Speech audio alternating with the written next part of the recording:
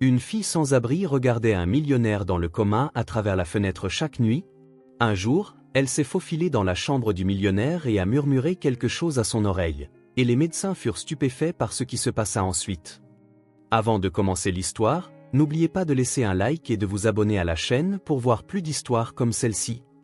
Le ciel orange de la ville projetait des ombres sur le quartier périphérique alors qu'un vent sec soufflait dans les rues animées. Le complexe résidentiel, usé par le temps, était sur le point d'être remplacé par une nouvelle construction. Assis à l'arrière d'une voiture noire, Richard Weber observait l'emplacement d'un œil attentif, son visage reflétant des années d'expérience dans l'industrie immobilière où les décisions devaient être prises avec précision. Ajustant les poignets de son costume impeccable, il gardait ses yeux fixés sur les mouvements autour de lui. « Tout est prêt ?» Sa voix sonnait avec fermeté, cherchant la confirmation de son frère Steven, qui organisait les derniers détails au téléphone. « Oui, Richard, toutes les unités ont été vidées, les familles ont été réinstallées, le bâtiment est complètement vide, » répondit-il sans hésiter. À l'intérieur du bâtiment, Rebecca se précipitait dans les couloirs d'un pas vif, ses yeux alertes à chaque son. Le bébé dans ses bras bougeait de manière agitée, comme s'il sentait la tension ambiante. Maddie, tenant fermement la main de sa mère, suivait à ses côtés sans comprendre l'urgence mais percevant la gravité de la situation. Les bruits venant de l'extérieur se faisaient plus forts et un léger tremblement parcourut les murs, indiquant que les préparatifs avaient commencé.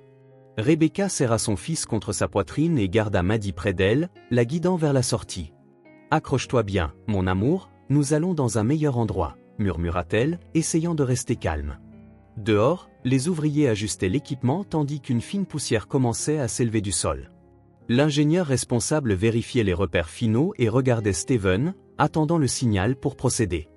D'un bref hochement de tête, Steven autorisa le début de l'opération. Le premier impact contre la structure résonna dans le quartier, attirant l'attention des résidents qui regardaient la démolition de loin.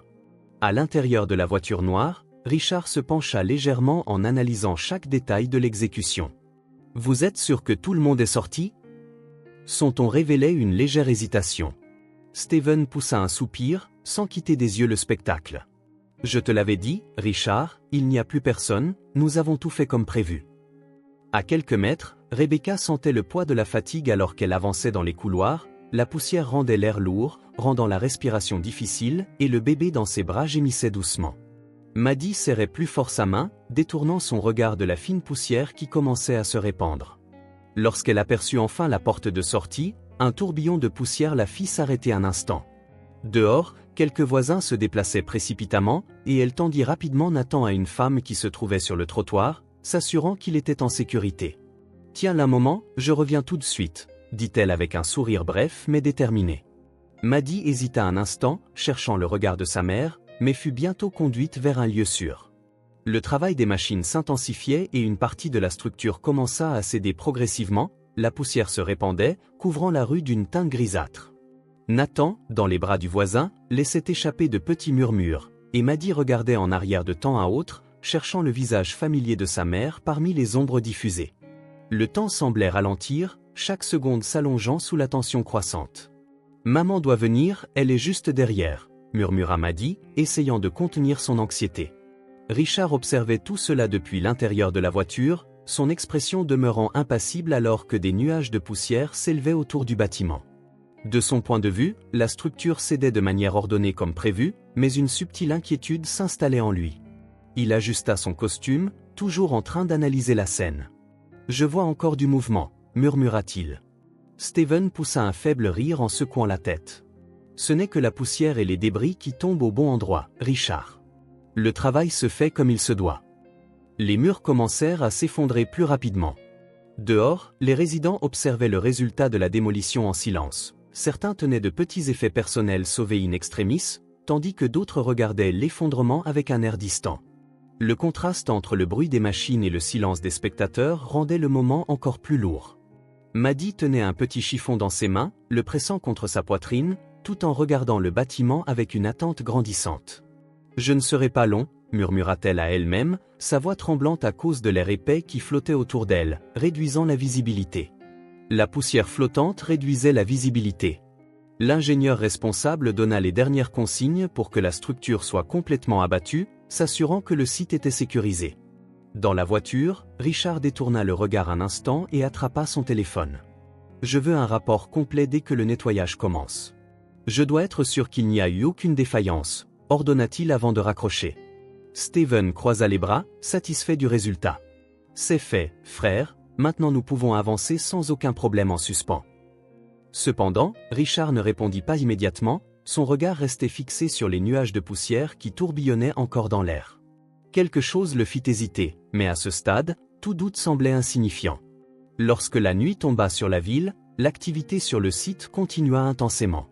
Les réverbères illuminaient les décombres et les équipes travaillaient à enlever les gravats. Un journaliste, micro en main, diffusait des mises à jour sur la démolition, les écrans de télévision dans les magasins affichaient des images des ruines, soulignant que le projet de revitalisation urbaine avançait comme prévu, mais parmi les journalistes, un ton d'incertitude planait dans l'air. Les autorités affirmaient que le processus se déroulait de manière contrôlée et que toutes les familles avaient été relocalisées. Cependant, certains rapports étaient encore en cours de vérification. Après un certain temps, à l'intérieur du manoir Weber, l'atmosphère était silencieuse, mais la lueur de la télévision illuminait le luxueux bureau de Richard. Il tenait un verre de whisky entre ses doigts, fixant l'écran d'une expression impassible. Le canapé en cuir noir s'affaissait sous son poids tandis qu'il regardait les images diffusées. Ce qui était censé n'être qu'une autre affaire bien exécutée se transformait désormais en crise. Tous les résidents n'avaient pas réussi à sortir à temps. L'écho de ces mots semblait résonner dans son esprit. Il fit lentement tourner le verre et jeta un coup d'œil à Steven, qui était appuyé contre le bureau, détendu. « Je veux la liste des familles qui ont été relocalisées. Je veux vérifier qui est sorti et qui est encore sur le site. » Steven croisa les bras, conservant sa posture décontractée. « Ce n'est pas nécessaire, tout a déjà été pris en charge, tu n'as pas à t'inquiéter des détails insignifiants. » Richard fronça les sourcils, plissant les yeux contre la lumière vive de la télévision. Steven avait toujours été efficace, mais ce calme face aux nouvelles ne semblait pas normal. Les images continuaient de défiler à l'écran, montrant des pompiers fouillant les décombres à l'aide de lampes de poche et de chiens renifleurs. Il ressentait un malaise grandissant. « J'ai demandé la liste, Steven. Je veux la voir de mes propres yeux. » La réponse fut rapide, abrupte. « Et je te dis qu'il n'y a aucune raison de cela, Richard, fais-moi confiance. » Richard laissa tomber le verre sur la table et se leva lentement. Le poids de cette conversation pesait étrangement sur lui. Il connaissait son frère mieux que quiconque et savait quand Steven cachait quelque chose. Sans que Steven ne s'en rende compte, il prit son téléphone et contacta un ancien employé qui avait travaillé dans le bâtiment avant la démolition. Lorsque l'appel fut répondu, la voix à l'autre bout était tendue et hésitante. « Richard, je ne devrais pas te parler, mais il y a quelque chose que tu dois savoir. De nombreuses familles n'avaient nulle part où aller, certaines étaient encore là quand tout a commencé. » Richard sentit un frisson lui parcourir l'échine, l'air semblait plus dense et les mots de l'employé résonnaient dans son esprit avec un poids insupportable. Cela ne peut pas être correct. Steven me l'avait assuré, que tout avait été évacué. Les heures passèrent dans un flou, la télévision continuait de diffuser des mises à jour sur l'affaire. Puis, un nouveau rapport émergea, l'un des journalistes annonçant d'une voix pressante, l'identité de l'un des disparus a été confirmée. Rebecca, une jeune mère, n'a toujours pas été retrouvée. Son nouveau-né a été sauvé et remis à un voisin qui avait réussi à s'échapper. Ces mots furent comme un coup de massue. Richard porta la main à sa poitrine, sentant son cœur s'emballer. Il cligna des yeux à plusieurs reprises, tentant de respirer, mais l'air semblait trop lourd, comme s'il avait perdu la capacité de remplir ses poumons. « Mon Dieu, qu'ai-je fait ?» Steven remarqua le changement dans l'expression de Richard, mais n'eut pas le temps de réagir. Le verre tomba de sa main, se brisant contre le sol en marbre. Le monde tourna, la pièce s'assombrit et un bourdonnement envahit son audition. Sa vision se brouilla, les murs semblaient se refermer sur lui, et son corps céda, s'effondrant sur le canapé, sentant sa force s'évanouir complètement. Le manoir plongea dans le chaos. Steven appela en hâte les domestiques. En quelques minutes, des médecins privés arrivèrent pour évaluer l'état de Richard. Sa tension artérielle était basse, son rythme cardiaque irrégulier, mais malgré le tumulte, les tests indiquaient qu'au niveau physique, il allait bien. « Il n'y a rien qui cloche avec ton cœur, pas de signe d'infarctus. » Ce semblait être une grave dépression nerveuse, déclara l'un des médecins. La tension persistait dans l'air tandis que Richard était installé sur une civière et emmené hors du manoir. À l'hôpital, l'agitation continuait, infirmières et médecins tentaient de le stabiliser, mais il ne répondait pas aux stimuli. Les machines enregistraient des battements de cœur réguliers mais faibles, le regard vide, l'absence de réaction, le diagnostic était sans appel, il était tombé dans le coma. Les premières heures du matin s'égrenaient lentement. Pendant ce temps, dans un quartier lointain, Maddy tenait Nathan dans ses bras, assise sur le pas d'une maison d'une famille qui les avait accueillis. Les petits doigts du bébé se crispaient et se desserraient sur le tissu fin de sa chemise souillée, elle fixait le vide de la rue déserte, comme pour chercher des réponses dans le néant. Le bébé bougea, laissant échapper un léger son, et elle lui murmura, comme pour se convaincre, ou le convaincre elle-même, que tout irait bien. « Maman viendra, elle revient toujours, » dit-elle, « elle sera juste derrière nous. » Mais ces mots semblaient plus fragiles que jamais. Maddy ne savait pas depuis combien de temps elle était là. Le banc en bois sur lequel elle était assise avec Nathan dans les bras était dur et inconfortable, mais elle ne bougea pas. Le silence de la rue vide donnait l'impression que le temps s'était arrêté. Depuis cette nuit, le bébé était agité, pendant qu'elle le berçait lentement, tentant de le calmer avec les mêmes gestes que sa propre mère utilisait jadis. Ses yeux étaient fixés sur l'entrée de la maison qui les abritait temporairement, mais aucune porte ne s'ouvrait pour eux. Les adultes qui avaient offert leur refuge commencèrent à chuchoter entre eux, échangeant des regards hésitants. Quelques heures plus tard, la décision fut prise. Maddy ne protesta pas lorsqu'on la mit dans une voiture avec Nathan. Elle ne demanda pas où ils allaient, car elle savait déjà qu'ils étaient considérés comme un problème. Personne ne voulait s'occuper d'eux, l'orphelinat municipal n'avait plus de place pour de nouveaux enfants, mais Maddy et Nathan furent néanmoins admis. Le bâtiment était vieux, avec des murs marqués par le temps et des couloirs résonnant des voix d'enfants. Maddy resta silencieuse dès qu'elle franchit la porte, serrant Nathan contre sa poitrine, comme s'il était son seul ancrage. Le bébé pleurait sans arrêt, agité dans ce nouvel environnement, et aucun membre du personnel ne semblait savoir comment le réconforter. Une assistante sociale tenta de parler à Maddy, mais elle détourna simplement le regard, le fixant sur un coin de la pièce. « Elle n'a parlé à personne depuis son arrivée », commenta l'un des gardiens. « Nous essayons de trouver des proches, mais jusqu'à présent, personne ne s'est manifesté. » Les jours passèrent sans que Maddy ne prononce un seul mot. Elle refusa de lâcher Nathan, veillant à ce qu'il soit toujours dans ses bras ou du moins à portée de main. De la nourriture était laissée près d'elle, mais elle ne mangeait jamais avant d'avoir nourri son frère. La nuit, elle restait éveillée aussi longtemps qu'elle le pouvait, observant les autres orphelins du regard. Elle ne faisait confiance à personne, n'acceptait aucune affection ni ne répondait aux questions. « Elle a besoin de temps », déclara le directeur de l'orphelinat en observant la jeune fille de loin. Ou peut-être a-t-elle déjà compris qu'elle ne peut rien attendre de personne. Les semaines s'éternisèrent et Maddy apprit à s'adapter. Les adultes allaient et venaient, s'enquérant de son histoire, mais elle ne répondait jamais. D'autres orphelins tentaient de s'approcher, mais abandonnaient rapidement, réalisant qu'elle ne leur appartenait pas. Sa seule préoccupation était Nathan, le protéger, le nourrir, veiller à ce qu'il reste au chaud. Une nuit, une aide-soignante tenta d'emmener le bébé vers un autre berceau, arguant que Maddy avait besoin de se reposer. La fille s'accrocha à lui avec tant de force qu'il fallut 2 adultes pour les séparer. « Ne le prends pas, il n'a que moi, je suis la seule à pouvoir m'occuper de lui », protesta-t-elle, mais personne ne l'écouta. Le temps passa, et la recherche des proches fut abandonnée, sans succès. Maddy et Nathan furent officiellement oubliés par le monde.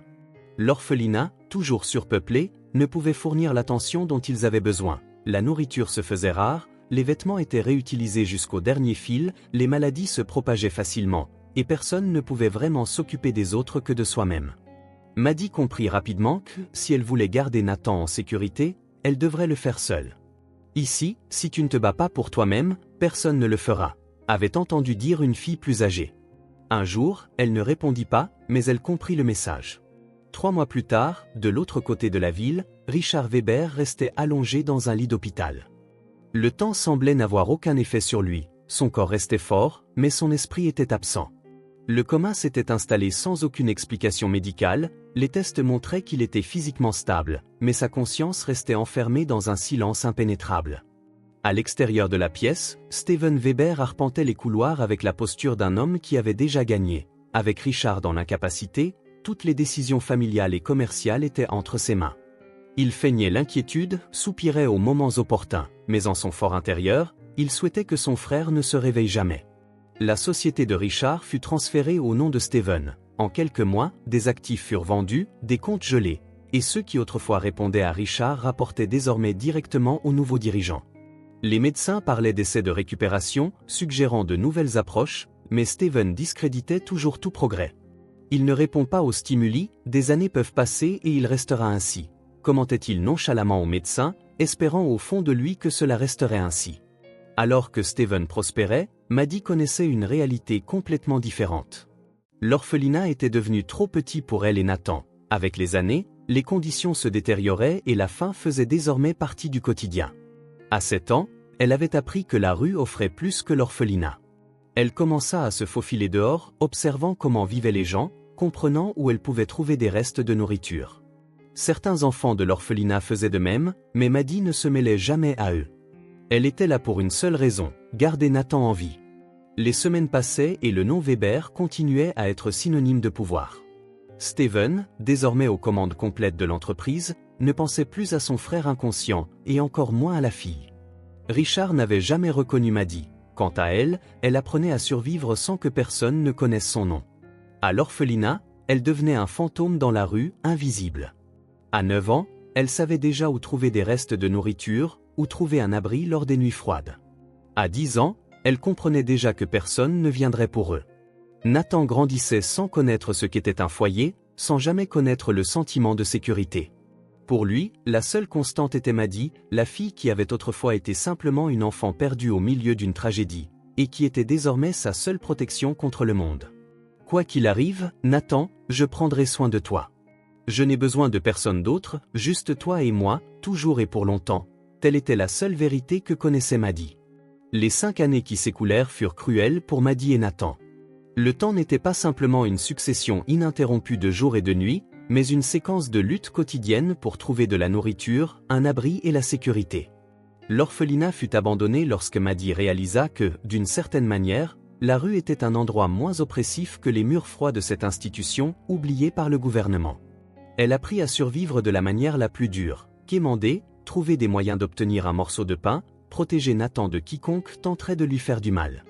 Mais la vie dans la rue avait un prix élevé. La faim, le froid et l'exposition constante commencèrent à affecter la santé de son frère, et ces derniers mois, son état se détériorait rapidement. La toux de Nathan, initialement sporadique, devint fréquente, accompagnée d'une douleur thoracique, de fièvre fluctuante et de difficultés respiratoires. Maddie, désespérée, avait tout essayé. Elle suppliait pour obtenir de la nourriture plus nourrissante aux portes des restaurants, essayait d'obtenir des médicaments, mais rien ne semblait suffisant. Puis, ce matin-là, tout changea. Le garçon ne parvenait plus à se lever, ses yeux étaient enfoncés, sa peau pâle et ses lèvres bleues. Maddie sut qu'elle ne pouvait plus attendre. Elle prit Nathan dans ses bras, ignorant le poids que le temps avait imposé à son petit dos, et courut vers l'hôpital le plus proche. « S'il vous plaît, prenez-le, il a besoin d'aide, il ne peut pas mourir », implora-t-elle, la douleur et le désespoir dans sa voix poussant immédiatement l'une des infirmières à l'admettre. Mais Maddie fut laissée derrière, incapable de faire autre chose qu'observer. Assise maintenant à côté de la civière où Nathan peinait à respirer, elle ressentit une oppression suffocante dans sa poitrine. La pièce était froide, illuminée par la pâle lueur des moniteurs clignotants qui indiquaient que son frère continuait de se battre. Maddie serra sa petite main, sentant la chaleur fébrile de sa peau, et tenta d'ignorer la peur qui s'insinuait en elle. Les médecins avaient été clairs, Nathan avait une grave infection pulmonaire, un traitement existait, mais sans argent, rien ne pouvait être fait. Au-delà des soins de base, il fallait obtenir mieux. « Nathan, je te promets que je trouverai un moyen, j'ai juste besoin de temps », dit-elle, mais le temps était exactement ce qui leur manquait. Les jours s'étiraient et Maddie restait là, observant chaque professionnel qui passait, essayant de saisir la moindre information utile. La seule personne qui semblait vraiment se soucier d'elle était Grace, une infirmière qui, contrairement aux autres, ne la considérait pas comme un fardeau. Grace remarqua les yeux enfoncés de la jeune fille et sa minceur, et commença à lui apporter de la nourriture cachée. Elle fit également de son mieux pour s'assurer que Nathan reçoive des soins de base, mais elle n'avait aucun pouvoir sur la dette qui augmentait chaque jour. Maddie savait qu'à tout moment, il pourrait l'emmener d'ici. « Je ne peux pas faire grand-chose, mais je m'assurerai qu'il reçoive les soins de base », déclara Grace un soir en laissant un pain et un verre de lait près du lit. « Mais l'hôpital ne peut pas attendre longtemps, tu dois trouver une solution. » Maddie savait que Grace avait raison. Personne ne s'attendait à cela, médecins et personnel passaient devant elle sans un second regard, comme si elle était invisible, mais lorsqu'il parlait de Nathan, elle écoutait. Et ce soir-là, elle entendit exactement ce qu'elle redoutait le plus. Elle passait près de la réception de l'hôpital lorsqu'elle attrapa des bribes de conversation entre deux membres du personnel. Le transfert du garçon est déjà en cours d'organisation, il devrait être envoyé tôt demain dans un service public. Son cœur s'arrêta un instant.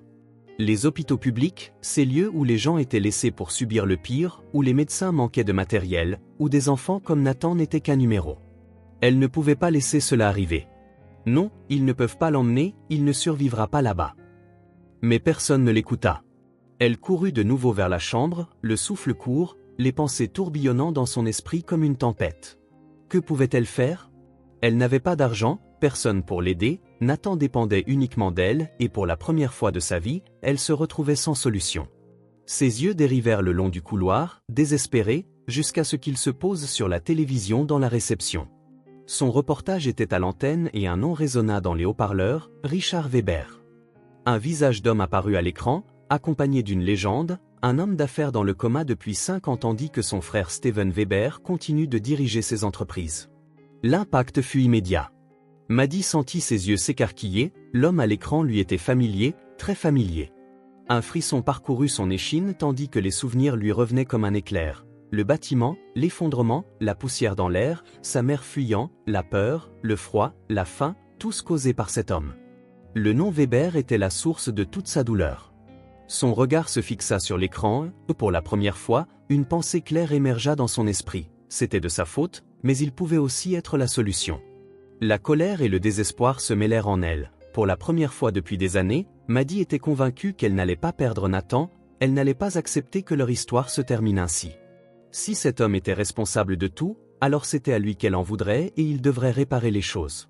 Elle se tourna brusquement, les poings serrés, la détermination ferme. S'il y a une chance de sauver Nathan, je ferai tout ce qu'il faut pour que ça arrive. Les premières heures du matin enveloppaient l'hôpital dans un silence glacial, interrompu seulement par le bourdonnement des machines et les pas précipités des infirmières et des médecins d'astreinte.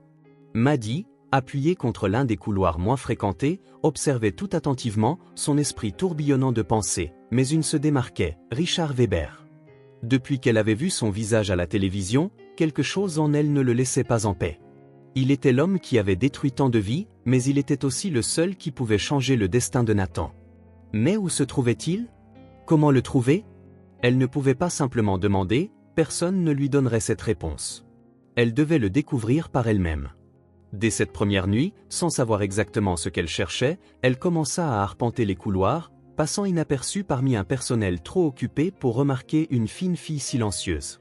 L'hôpital était immense, ses pièces s'étendaient comme un labyrinthe sans fin, mais Maddie était astucieuse, elle savait lire les signes, les indications sur les murs, les badges des médecins, les portes renforcées par une surveillance accrue, et puis elle vit quelque chose qui attira son attention. Un étage entier semblait bénéficier d'une sécurité renforcée, aucun autre patient ne recevait une telle attention. Sa respiration s'alourdit, il n'y avait aucun doute, il était là. La nuit suivante, Maddie retourna dans le même couloir, regardant furtivement au coin des portes, attendant le moment propice pour agir. Elle ne pouvait pas se précipiter, chaque détail comptait, elle devait comprendre la routine du personnel, quand les équipes changeaient, quelles infirmières et quels médecins se relayaient. C'est alors qu'elle aperçut Grace au loin, en train de parler à 2 médecins, le ton sérieux et leur visage chargé d'inquiétude. Maddie sentit une tension dans sa poitrine. Nathan. La voix de Grace parlait de lui. S'approchant discrètement, elle capta quelques bribes de la conversation, son état se détériore, l'infection s'est propagée. S'il ne subit pas une intervention chirurgicale bientôt, il n'y aura pas grand-chose à faire. Ces mots résonnèrent comme un coup brutal, il n'y avait plus de temps. Son corps réagit avant même que son esprit n'ait terminé d'appréhender la gravité de la situation. D'un pas silencieux et rapide, elle suivit le couloir menant à l'étage qu'elle savait conduire à Richard. La peur n'avait plus d'importance. Nathan était en train de mourir, si cet homme était responsable de tout, alors il devrait aussi réparer les choses. Dès qu'elle trouva la porte adéquate, son cœur s'emballa.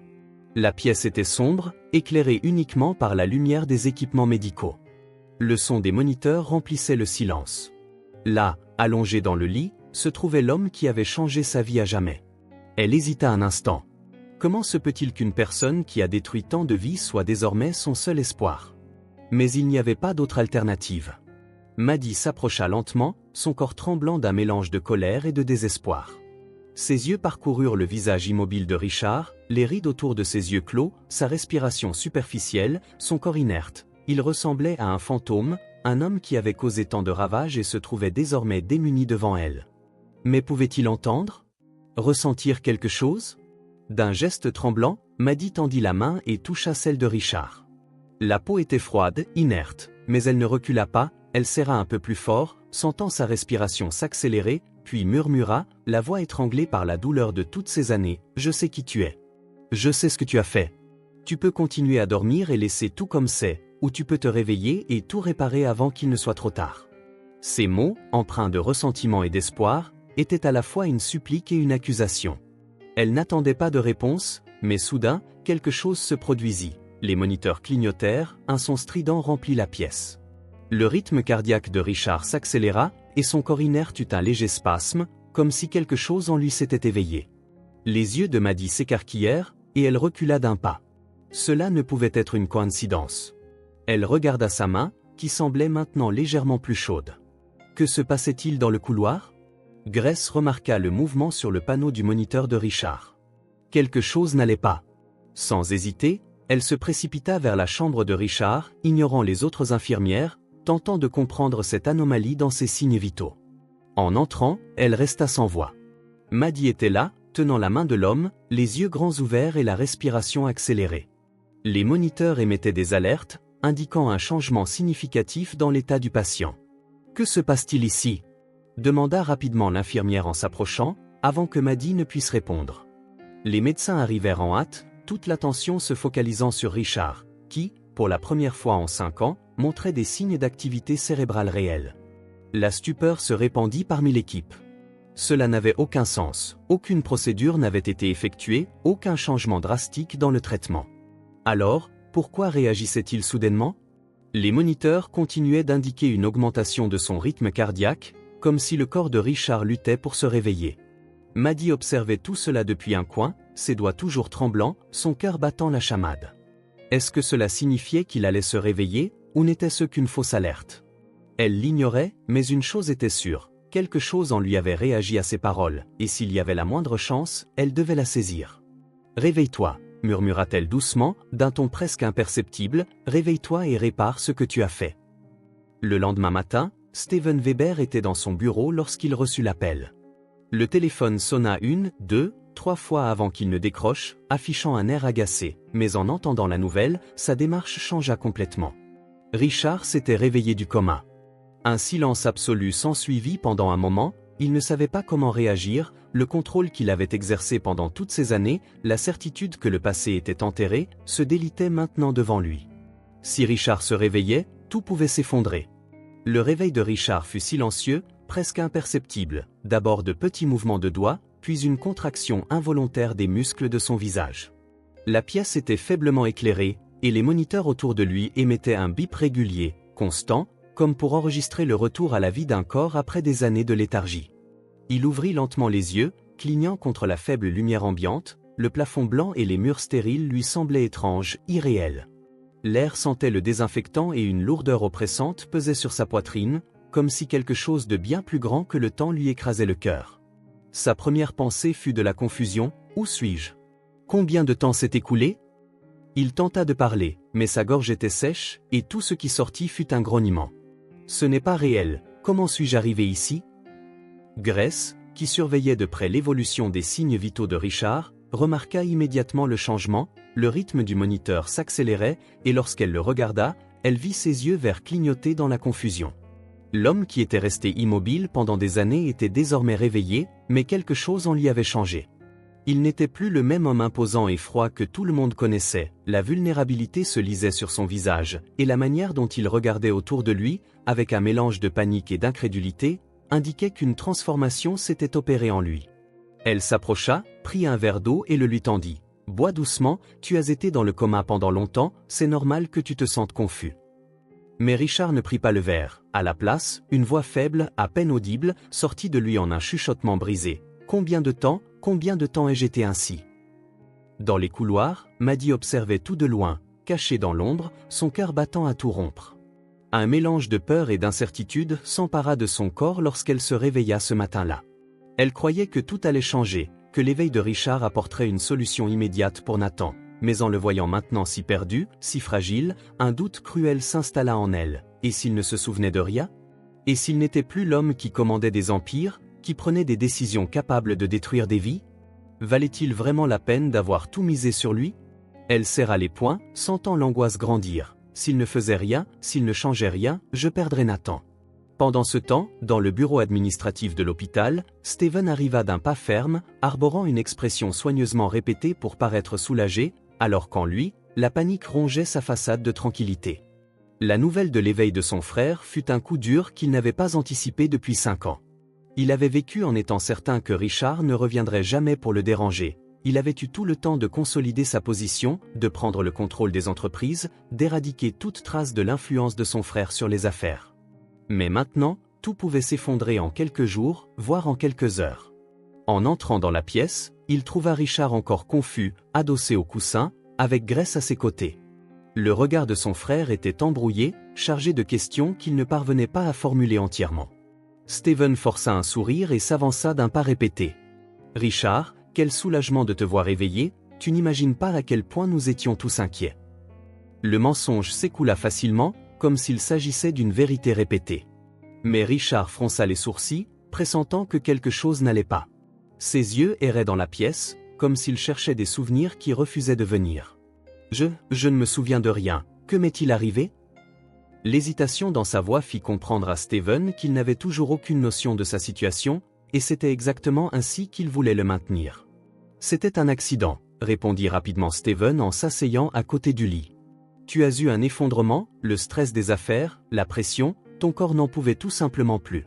Mais le plus important, c'est que tu es de retour maintenant, tu n'as plus à t'inquiéter de rien. Je me suis occupé de tout pour toi. » Le choix des mots était soigneusement pesé, je me suis occupé de tout, pour renforcer l'idée que Richard était un spectateur passif, quelqu'un qui avait été laissé pour compte pendant que le monde continuait de tourner sans lui. Pourtant, le regard de Richard ne s'adoucit pas, il fronça les sourcils, sentant une gêne grandissante. 5 ans. J'ai perdu 5 ans. Le poids de cette révélation tomba sur lui tel un bloc de béton. Que pouvais-je encore perdre? Des heures plus tard, dans l'aire de réception de l'hôpital, Maddie faisait les 100 pas, ses mains moites de nervosité. Depuis le réveil de Richard, elle n'arrêtait pas de penser à ce qui allait se passer ensuite, mais alors elle entendit quelque chose qui fit glacer son sang. 2 administrateurs de l'hôpital discutaient à voix basse près du comptoir, et leurs mots étaient comme une lame acérée. Même avec le patient Weber éveillé, la situation avec le garçon n'a pas changé. Sans paiement, le transfert sera effectué demain matin. Le monde semblait tourner autour de Maddie. Non, cela ne peut pas arriver. Grace tenta d'argumenter, d'essayer de convaincre le conseil qu'il fallait plus de temps, mais elle fut ignorée. La décision avait été prise. Peu importait si Richard s'était réveillé ou non, Nathan serait quand même expulsé. Maddie sentit le désespoir s'emparer de tout ce pourquoi elle s'était battue, de tous les risques qu'elle avait pris, pour rien.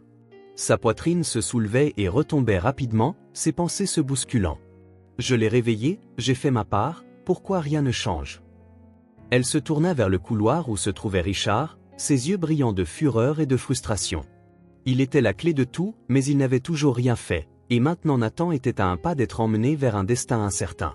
Elle serra les poings fermement. S'il ne prend pas d'initiative, s'il continue dans cet état de confusion et d'incertitude, je devrais agir. Je ne peux plus attendre, il faut qu'il agisse, et s'il ne le veut pas, je lui ferai vouloir. L'aube se levait silencieusement dans l'hôpital et Maddie sentit son cœur battre à tout rompre alors qu'elle arpentait le couloir sombre. La peur et l'hésitation se livraient bataille en elle, mais il n'y avait plus de temps pour douter. Nathan était sur le point d'être emmené dans un lieu où il ne survivrait probablement pas. Elle avait accompli sa part, elle avait réveillé Richard, l'avait ramené à la réalité, mais rien n'avait changé.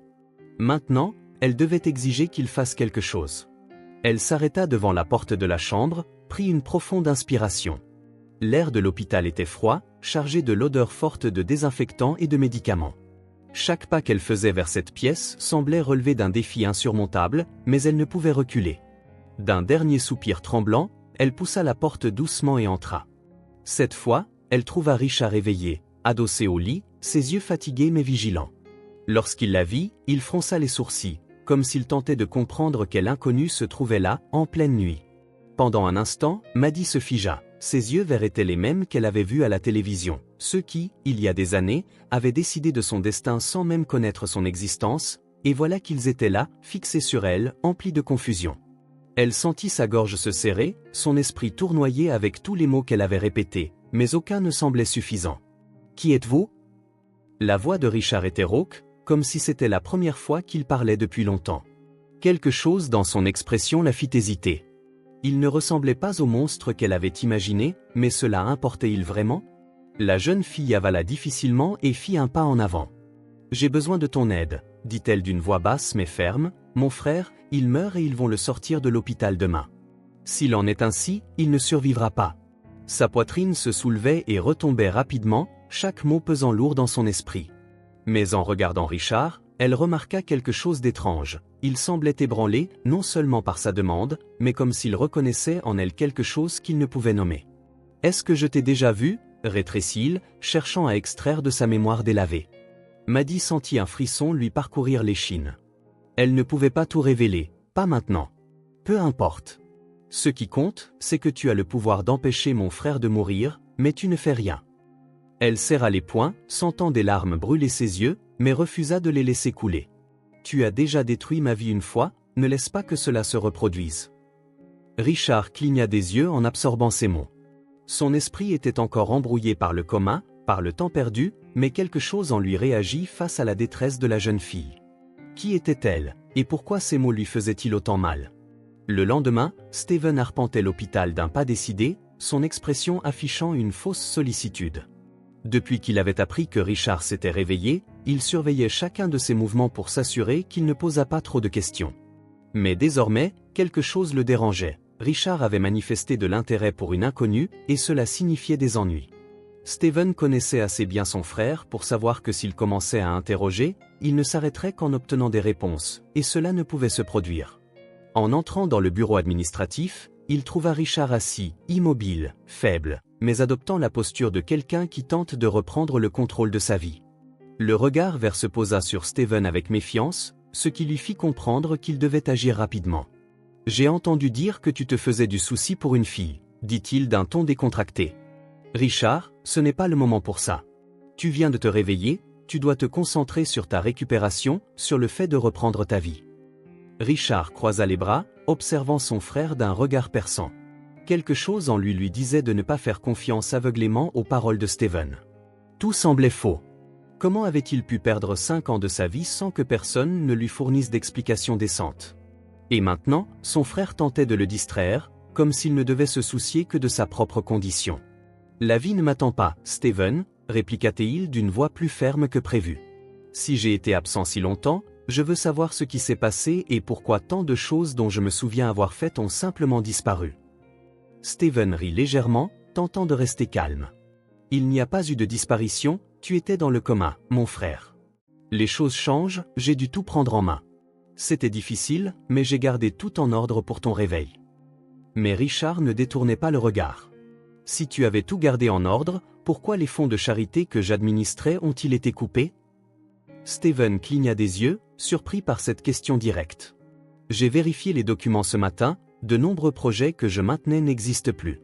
Je veux des explications. » Steven exprima son malaise en ajustant sa cravate comme si de rien n'était. « Richard, écoute, nous avons dû faire des coupes, c'était nécessaire pour maintenir l'entreprise stable pendant ton absence. » Mais il ne semblait pas convaincu, et le malaise dans le regard de son frère en disait plus que toute justification possible.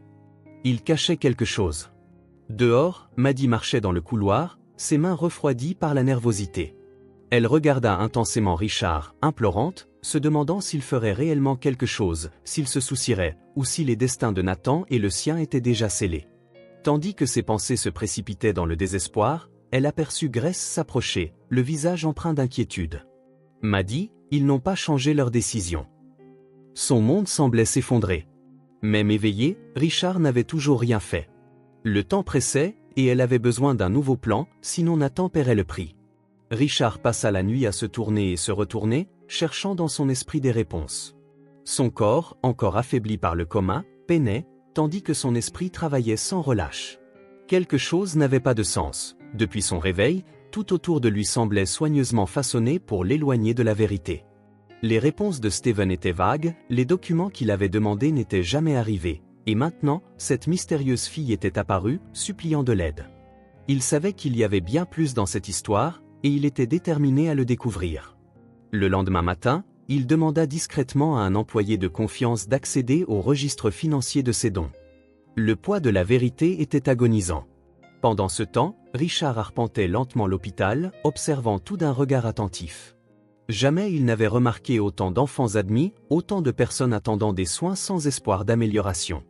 Comment se faisait-il que ces fonds de charité ne soient plus utilisés à cette fin? Lorsque l'employé revint avec les papiers, la vérité tomba comme un coup de massue. Une grande partie de l'argent destiné aux projets sociaux avait tout simplement disparu ces dernières années. Pire encore, des contrats avaient été modifiés sans qu'il en ait connaissance. Steven avait menti depuis le début. Richard feuilleta les documents avec une froideur glaçante. Il y avait des signatures, des détournements, des manipulations effectuées en son nom pendant qu'il était inconscient. Il sentit la colère monter dans sa poitrine, mais garda son expression contrôlée. Il ne pouvait agir impulsivement, il devait comprendre jusqu'où Steven était allé, et surtout, découvrir ce que son frère tentait de dissimuler. J'ai passé 5 ans à dormir pendant qu'il faisait cela, mais maintenant je suis réveillé, et rien d'autre ne passera inaperçu. De l'autre côté de l'hôpital, Maddie n'avait pas fermé l'œil. Chaque minute était une lutte contre la peur. L'état de Nathan se détériorait et sa respiration devenait de plus en plus lourde à chaque heure. Grace tentait d'aider de toutes les manières possibles, mais il y avait des limites à ce qu'elle pouvait faire sans autorisation. Maddie savait que la seule solution résidait en Richard, mais il n'avait toujours rien entrepris. L'anxiété la submergeait. Et si je me trompais à son sujet? Et s'il ne se souciait pas de tout cela? Que ferais-je si Nathan était emmené? Au lever du soleil, Maddie décida de se rendre à l'unité pédiatrique pour voir son frère. Ce qu'elle y découvrit fit glacer son sang. Les infirmières préparaient Nathan à être transféré. Le corps du petit garçon, déjà si fragile, semblait encore plus vulnérable sous les draps blancs, et il n'avait plus la force de protester.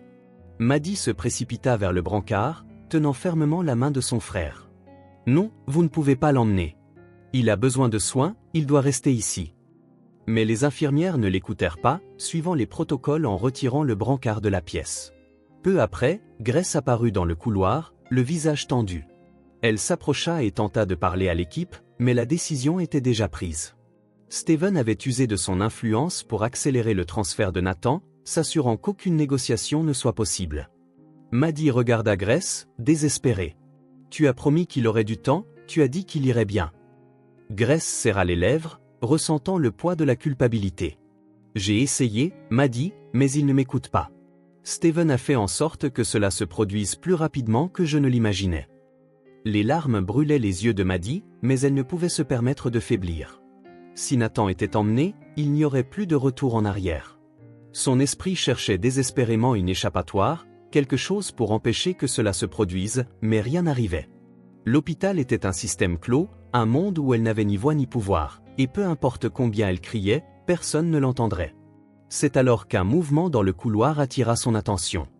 Une silhouette élancée s'approchait, d'un pas lent mais régulier. Richard. Il s'arrêta à quelques mètres et observa la scène. Ses yeux passèrent du brancard de Nathan à Maddie, puis aux infirmières qui l'emmenaient. Quelque chose bouillonnait en lui, ce désespoir, cette peur dans le regard de la jeune fille, il les avait déjà vus. Maddie sentit un frisson lui parcourir l'échine en le fixant. Il était enfin là, mais que ferait-il? Se contenterait-il de rester là à regarder, comme la dernière fois, ou prendrait-il une décision? Leurs regards se croisèrent, mêlés de supplication et de fureur. Vas-tu laisser cela se reproduire? Le temps sembla s'arrêter. Richard prit une profonde inspiration, sentant le poids de l'instant, comme s'il se tenait à un carrefour où chaque choix déterminerait l'avenir. Son cœur battait à tout rompre. Il faut que je fasse quelque chose, maintenant. Il resta immobile dans le couloir, ressentant la pression de l'instant sur ses épaules.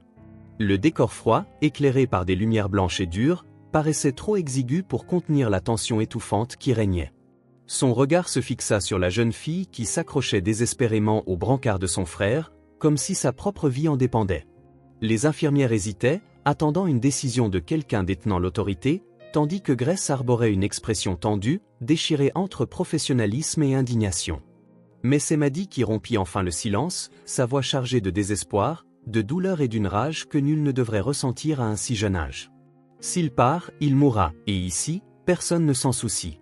Tu penses qu'il n'est qu'un autre patient, juste un autre enfant que l'on peut écarter parce qu'il n'a pas d'argent. Mais pour moi, c'est tout ce que j'ai déjà perdu. J'ai déjà été seul, et personne ne s'en souciait. Et maintenant tu veux que je regarde mon frère mourir et que je continue comme si de rien n'était. Je n'accepterai pas cela. Je ne peux pas. Ces mots frappèrent Richard d'une manière inattendue. Il sentit un nœud se former dans sa gorge, et l'image de la fille désespérée se superposa à quelque chose d'indéfinissable, quelque chose de familier, que sa mémoire avait enfoui dans l'ombre. Il prit une profonde inspiration, ressentant une lourdeur dans sa poitrine. Pourquoi cela semblait-il si faux?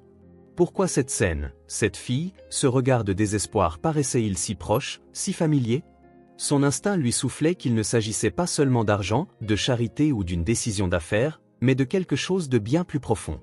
J'ai passé 5 ans dans le coma, et la seule chose qu'on m'a dit à mon réveil, c'est que ma vie était en ordre, que tout allait bien, mais ce n'est pas le cas. Rien ne va. Sentant l'hésitation dans le regard de Richard, Grace tenta de souligner la gravité de la situation. Monsieur Weber, cet enfant a besoin de soins urgents. S'il est retiré maintenant, ses chances de récupération diminueront drastiquement. J'ai essayé de négocier plus de temps, j'ai tenté d'argumenter avec l'administration, mais il n'y a plus rien que je puisse faire sans un tuteur légal pour couvrir les frais. Elle jeta un coup d'œil à Maddy, qui tenait toujours Nathan fermement, comme si, par la seule force de sa volonté, elle pouvait l'en empêcher. Elle avait essayé seule, mais personne n'écoute une fille sans le sou. Richard sentit la froideur de ce commentaire. La vérité, nue et brute, était là, exposée. Il avait passé sa vie à bâtir des empires, à conclure des affaires, en veillant à ce que chaque décision soit prise avec froideur et logique. Mais face à une situation où la vie d'un enfant était en jeu, il fut contraint d'admettre que son monde avait toujours fonctionné de manière brutale. Ceux qui n'avaient pas d'argent n'existaient tout simplement pas, ils n'étaient pas entendus, ils n'avaient aucun choix. Il regarda de nouveau Maddy, et la façon dont elle tremblait en tenant son frère fit quelque chose se briser en lui. Si je ne fais rien maintenant, je confirme tout ce que cette fille croit, je lui prouve que le monde fonctionne vraiment ainsi. Maddy, les yeux rouges d'avoir retenu ses larmes, fixa Richard comme si sa vie en dépendait, et d'une certaine manière, c'en était ainsi. Je suis venu dans ta chambre cette nuit parce que je n'avais pas le choix. Je savais qui tu étais, je savais ce que tu avais fait, je savais que tu avais le pouvoir de changer les choses. Me suis-je trompé? Vas-tu prétendre que rien de tout cela n'a d'importance? Vas-tu continuer à regarder de loin pendant que tout s'effondre devant toi? Si c'est le cas, alors j'avais raison depuis le début, tu n'es pas différent des autres. La respiration de Richard se fit lourde, ses mots martelant son esprit tel un écho. Il ne savait pas pourquoi, mais cette fille, cette situation, firent bouillonner quelque chose en lui. Il ferma les yeux un instant, ressentant le poids de ce qu'il s'apprêtait à faire, et lorsqu'il les rouvrit, sa décision était prise. Arrêter ce transfert. Sa voix, ferme et chargée d'une autorité que nul n'oserait contester, résonna. Il se tourna alors vers Grace et ajouta sans hésiter. « Amenez-moi immédiatement à l'administration. » Le couloir sembla retrouver l'air volé par la tension. Grace hocha rapidement la tête et commença à le guider, tandis que les infirmières, incertaines de leur réaction, demeuraient figées en plein processus. Maddy, qui jusque-là avait tenu Nathan comme si, par sa seule force, elle pouvait le protéger, sentit ses jambes fléchir pour la première fois. Quelqu'un faisait réellement quelque chose, pour la première fois, quelqu'un avait écouté. Mais elle ne savait pas si elle pouvait lui faire confiance, pas encore. Ira-t-il vraiment jusqu'au bout, ou s'agissait-il d'une impulsion passagère? En traversant les couloirs de l'hôpital, Richard gardait une expression impassible. Son corps n'avait pas encore totalement récupéré, et chaque pas semblait demander un effort double, mais son esprit était plus éveillé que jamais. Chaque document qu'il avait signé, chaque don qu'il avait effectué par le passé, avait pour but de prévenir des situations comme celle-ci. Et pourtant, voilà qu'il découvrait la preuve que tout avait été démantelé pendant son inconscience. Lorsqu'ils atteignirent le bureau administratif, le directeur de l'hôpital leva les yeux, surpris. « Monsieur Weber, quel honneur de vous voir éveillé. J'espère que vous vous remettez bien. » Richard ne perdit pas de temps. « Je veux régler immédiatement toutes les dépenses médicales de Nathan. » Le directeur cligna des yeux, confus, tentant de reprendre le contrôle de la situation. « Monsieur, nous procédions déjà au transfert du patient selon les protocoles. » Richard l'interrompit d'une voix ferme, ne laissant aucune place à la discussion. « Je ne vous demande pas de suivre les protocoles, je dis que je paie pour son traitement. Le directeur hésita, réalisant qu'il n'avait d'autre choix que d'obtempérer. Il fouilla parmi les documents sur son bureau et les remit à Richard pour signature. Grace observa la scène avec un soulagement presque palpable, tandis que Maddie, toujours debout près de la porte, ressentait un mélange d'incrédulité et de peur. Et s'il change d'avis? Et si ce n'était qu'un acte momentané? Que se passera-t-il ensuite? Richard signa les papiers sans hésitation. Une fois terminé, il rendit les documents au directeur, sans prononcer un mot de plus, se tourna vers Maddie, dont les yeux, grands ouverts, regorgeaient de questions qu'elle peinait à formuler. « Nathan est en sécurité », déclara-t-il simplement, puis, sans attendre de réponse, quitta la pièce.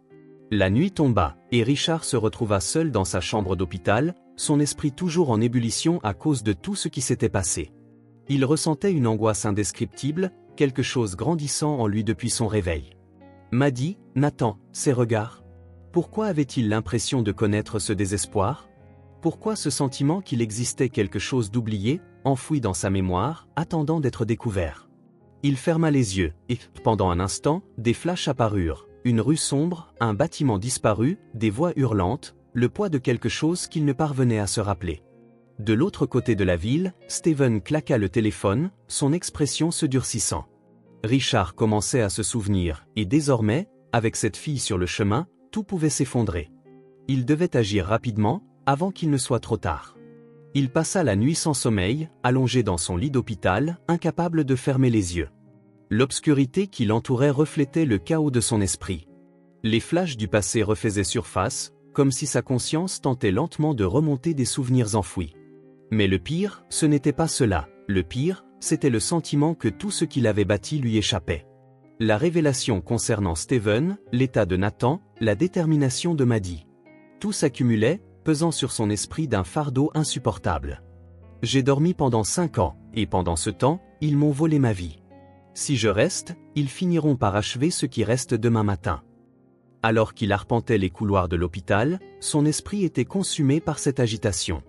Il s'arrêta devant l'unité pédiatrique et regarda à l'intérieur de la pièce où se trouvait Nathan. Le garçon, encore si fragile, reposait sous les soins attentifs de Grace. Maddie était assise à côté de lui, tenant sa petite main et le fixant intensément, comme si elle voulait s'assurer qu'il resterait là. Richard sentit une oppression dans sa poitrine en observant cette scène. Jamais il ne s'était arrêté pour réfléchir à ce que signifiait perdre tout ce qui lui était cher, mais désormais, dans ses yeux, il vit le désespoir de quelqu'un qui savait ce que c'était que de voir sa vie détruite en un clin d'œil. Savent-ils déjà que cette bataille est loin d'être terminée, ou pense-t-il encore avoir gagné? Grace remarqua sa présence et s'approcha de lui, tentant de garder une expression calme. L'opération a été un succès. Il est fort, mais il aura encore besoin d'une longue convalescence. Nous devrons le surveiller étroitement pendant un certain temps. Elle jeta un regard vers Maddie, toujours immobile aux côtés de son frère. Elle n'avait pas bougé d'une seconde, ne mangeait pas, ne dormait pas. Je pense qu'elle a peur qu'en fermant les yeux, ils ne disparaissent. Richard croisa les bras, observant Maddie d'un air impassible. Une partie de lui voulait parler, mais il savait que quoi qu'il dise ne changerait rien à la réalité de la jeune fille. Elle avait compris, bien avant tout le monde ici, que le monde était cruel. Finalement, il murmura, plus pour lui-même que pour Grace. Elle ne fait confiance à personne, et je ne peux pas lui en vouloir.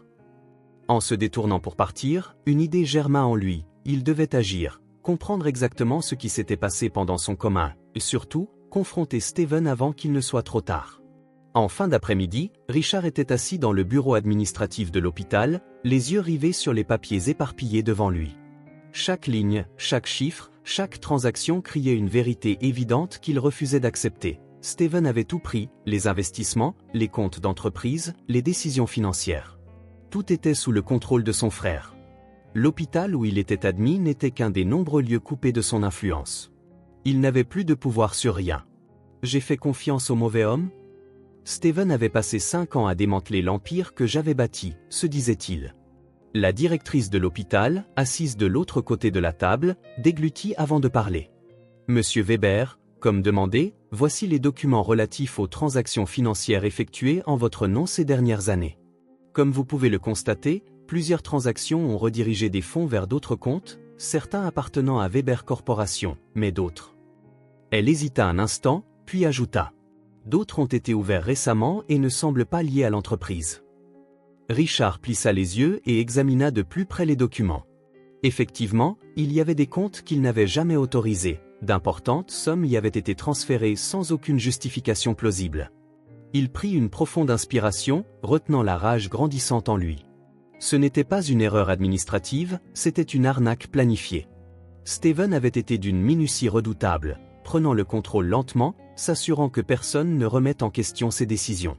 Et maintenant, avec le retour de Richard, il tentait de couvrir ses traces avant qu'il ne soit trop tard. Mais je ne laisserai pas passer cela. Au crépuscule, Richard arriva à la demeure des Weber, la maison où il avait grandi et bâti son empire, qui ressemblait désormais à un territoire ennemi. Chaque pièce semblait avoir été subtilement modifiée, comme si Steven effaçait progressivement sa présence. D'un pas ferme, il entra dans le bureau et ouvrit les tiroirs, fouillant parmi les papiers. Ses yeux parcoururent les documents, cherchant quelque chose qui prouverait une bonne fois pour toutes que Steven avait détourné sa fortune. Mais avant qu'il ne trouve quoi que ce soit, la porte s'ouvrit et son frère apparut. Steven resta à l'entrée du bureau, adossé à la porte, comme s'il n'y avait aucune hâte à avancer. Le sourire aux lèvres était un masque de fausse tranquillité, mais ses yeux froids et calculateurs trahissaient la vérité. Il examina Richard avec une attention quasi clinique, comme s'il voulait mesurer combien le frère avait découvert. « À quoi dois-je l'honneur de ta visite, frère ?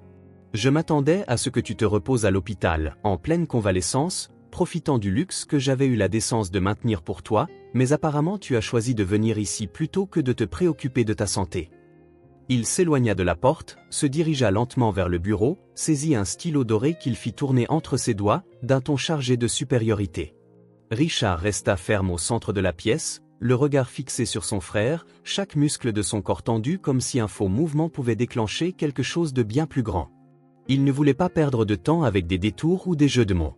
« J'ai besoin d'explications, maintenant. » Sa voix, ferme et sans appel, ne laissait aucune place à la discussion. Il ne voulait plus entendre d'indices, de soupçons ou de doutes, il voulait la vérité, et il la voulait immédiatement. Sa patience était épuisée. Au moment où il vit les mouvements bancaires confirmant que Steven profitait de son absence, le sourire de Steven ne disparut pas complètement, mais il perdit de son arrogance. Un léger durcissement se dessina sur son visage, une lueur d'inconfort qu'il ne pouvait totalement masquer. Il appuya ses coudes sur le bureau, entrelaça ses doigts, feignant une attitude songeuse, dit « Des explications ? Je ne sais pas de quoi tu parles. Je me suis occupé de tout pendant ton absence. J'ai maintenu l'entreprise en marche, veillé à ce que ton nom ne soit pas oublié alors que tu étais à l'hôpital, immobile, sans voix. J'ai pris la responsabilité de faire tourner le business, et voilà comment tu me remercies ? Avec méfiance, avec des insinuations comme quoi j'aurais fait quelque chose pour te nuire. » Son ton était mesuré, mais Richard le connaissait assez bien pour percevoir la colère contenue sous cette fausse sérénité. Il fit un pas en avant, son regard perçant Steven tel un couperet, son sang bouillonnant, la tension dans sa mâchoire visible. « Tu crois que je suis stupide ? Tu crois que je n'ai pas remarqué ce que tu as fait pendant mon coma ? Tu as tout détourné, Steven.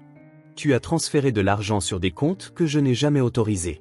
Tu m'as volé, t'appropriant ce que j'avais bâti, pensant que je ne le découvrirais jamais. » À chaque mot, sa voix devenait plus tranchante, chargée d'une fureur contenue. Il n'y avait plus de place pour les demi-mots ou les fausses cordialités.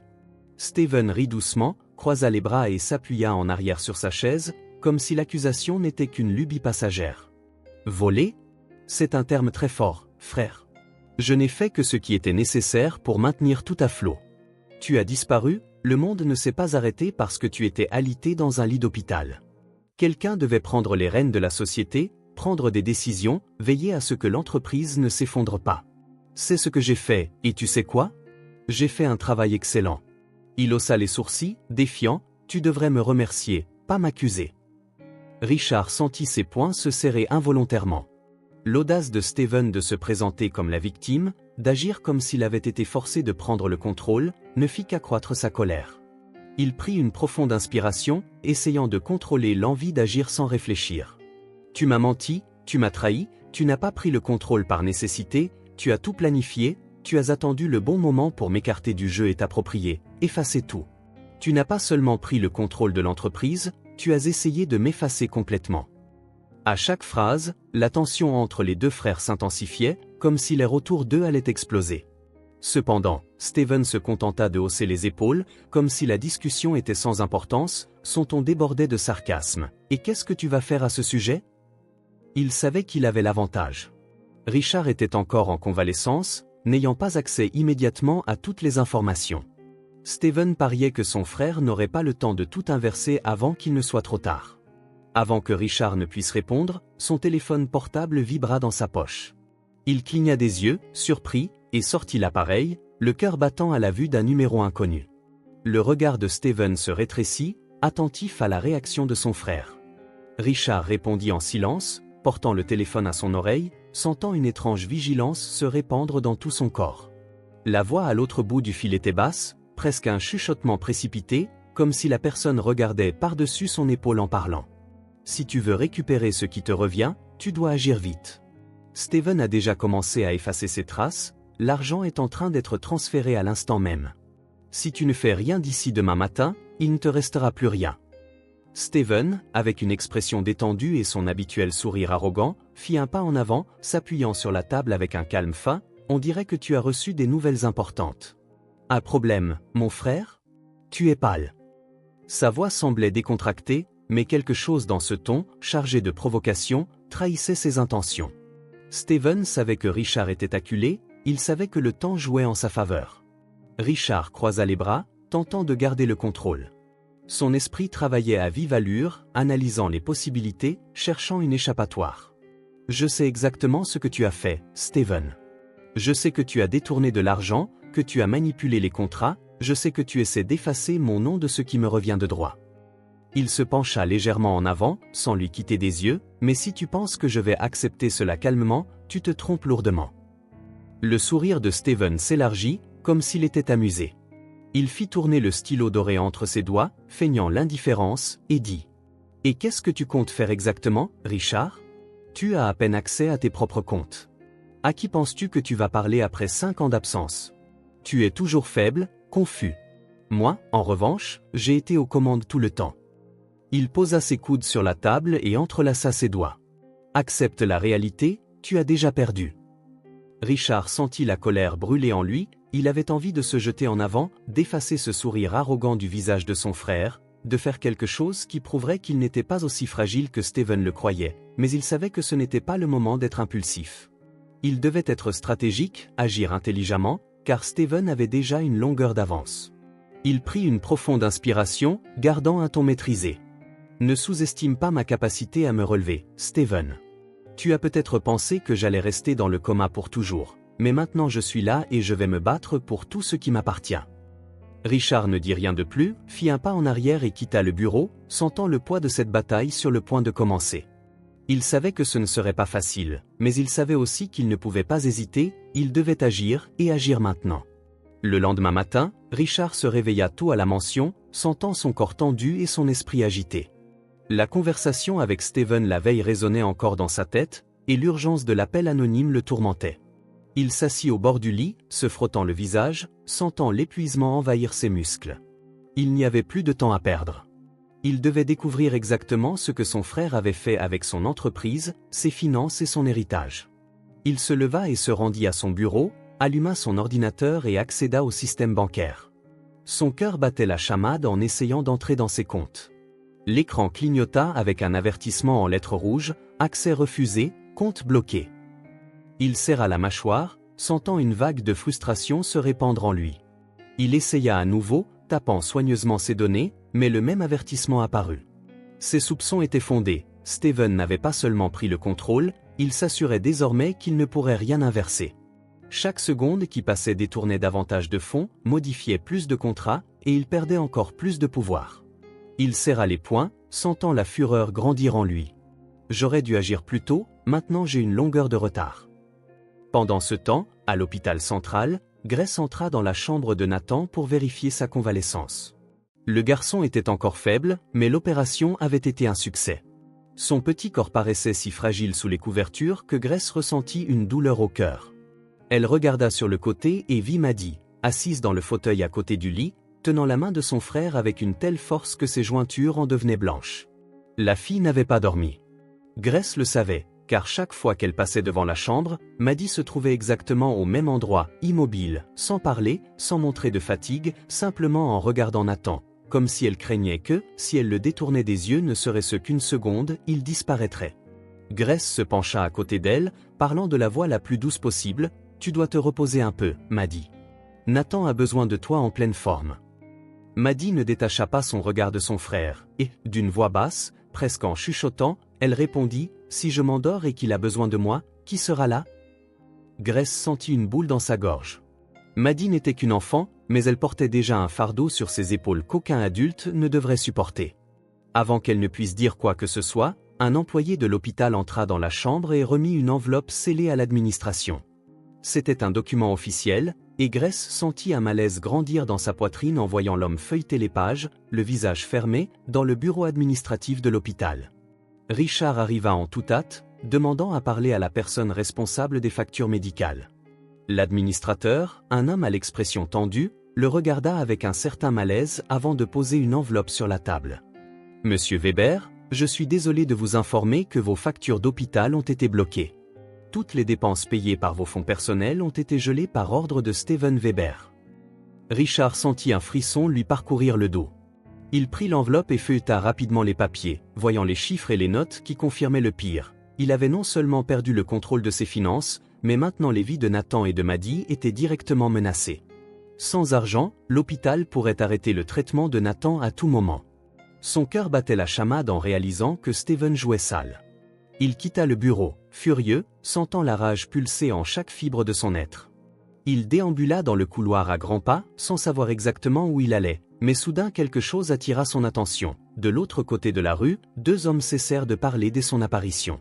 Ils le regardaient attentivement, comme s'ils attendaient quelque chose.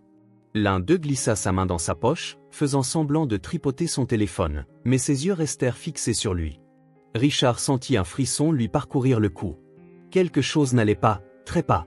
Richard sentit son cœur battre irrégulièrement lorsqu'il franchit les portes de la mansion Weber cette nuit-là. Le trajet était chargé de colère, d'urgence, du besoin de réponse qu'il ne pouvait plus ignorer. Chaque pas à l'intérieur de cette maison semblait chargé d'une énergie différente, un avertissement silencieux que quelque chose n'allait pas. L'air paraissait plus lourd, l'atmosphère chargée de quelque chose qu'il ne pouvait encore définir. Mais lorsqu'il ouvrit la porte de son bureau et vit le désordre devant lui, il sut que Steven n'avait pas perdu de temps. Des papiers éparpillés sur le sol, des tiroirs ouverts et des objets en désordre révélaient que quelqu'un avait été là, fouillant tout. Son regard parcourut rapidement la pièce, son esprit travaillant à toute allure pour comprendre l'ampleur des dégâts. Il ne voulait pas seulement m'écarter, il voulait effacer mon existence, mais je ne le permettrai pas. Ses yeux se posèrent sur son bureau, où un dossier contenant d'importants documents était vide. Sa respiration s'accéléra et il se précipita vers la bibliothèque, arrachant avec force un autre tiroir. D'autres papiers, dossiers, contrats, documents financiers, tout ce qui pouvait prouver que l'entreprise lui appartenait encore disparaissait sous ses yeux. C'était une manœuvre calculée, réalisée avec une précision redoutable pour le détruire avant qu'il ne puisse réagir. Il passa la main dans ses cheveux, essayant de calmer la frustration qui menaçait d'obscurcir son jugement. J'aurais dû prévoir cela, j'aurais dû agir plus tôt, mais il n'y a plus de temps pour les regrets, les dégâts sont faits. C'est alors qu'il entendit des pas résonner dans le hall principal, le bruit des chaussures sur le marbre lui envoya un frisson d'anticipation. Il savait exactement de qui il s'agissait. Lentement, il leva les yeux et vit Steven, debout dans l'encadrement de la porte, le même sourire arrogant figé sur son visage, comme s'il se trouvait amusé par la situation. Le frère cadet semblait complètement indifférent, les mains dans les poches, observant Richard avec un calme étudié. « Je vois que tu as découvert ma petite intervention. Tu as mis trop de temps, Richard, mais au moins tu es réveillé maintenant, ça rend les choses encore plus intéressantes. » La tranquillité dans sa voix irritait le plus Richard, comme si Steven savait qu'il avait déjà gagné avant même le début de la bataille. Richard s'avança vers lui, les épaules raides, la colère contenue uniquement par le désir de comprendre l'ampleur de la trahison. « Steven ? Que veux-tu de tout ça ? Ce n'est pas assez d'avoir volé mon entreprise, maintenant tu veux effacer mon nom de l'histoire de notre famille. » Il tenta de garder une voix posée, mais la fureur et l'indignation s'exprimaient à chaque mot. Steven resta impassible, inclinant la tête comme s'il réfléchissait vraiment à la réponse. « Je n'ai fait que ce qui était nécessaire, Richard. Tu étais hors jeu, quelqu'un devait prendre le contrôle. Tu pensais que l'entreprise allait attendre que tu te réveilles pour décider que tu voulais récupérer ton empire? Le monde continue de tourner, mon frère, et j'ai veillé à ce que tout fonctionne parfaitement pendant que tu dormais. Il esquissa un sourire froid et calculé, fit un pas en avant, et ce n'était pas difficile, tu as toujours fait confiance aux mauvaises personnes. Richard sentit son sang bouillir dans ses veines, mais il ne céderait pas à la provocation. Il fit un pas en avant, plissant les yeux. Il ne s'agit pas d'affaires, tu veux me détruire complètement. Pourquoi? Qu'est-ce que tu y gagnes? Quoi d'autre caches-tu? Sa voix était tranchante, mais au fond, il redoutait la réponse. Il savait que Steven ne faisait rien sans raison, et que s'il gardait encore des secrets, c'était parce qu'il y avait quelque chose de pire à révéler.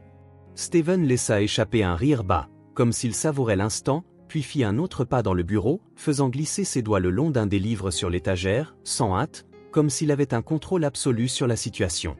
Tu as toujours été naïf, Richard, tu as toujours pensé pouvoir vivre ta vie sans regarder en arrière, sans te soucier des conséquences de tes actes. Il se tourna lentement, son regard aussi froid que la glace. Tu veux savoir pourquoi j'ai fait cela? Parce que tu ne méritais pas ce que tu avais. Tu n'as jamais connu le poids de tes décisions, tu n'as jamais mesuré l'impact de ce que tu as fait. Richard fronça les sourcils, confus, sentant la tension monter dans l'air. Que veux-tu dire, Steven? Sa voix se fit alors plus contenue, comme s'il pressentait qu'il allait entendre quelque chose qui changerait tout. Steven poussa un long soupir, comme s'il avait attendu ce moment depuis longtemps.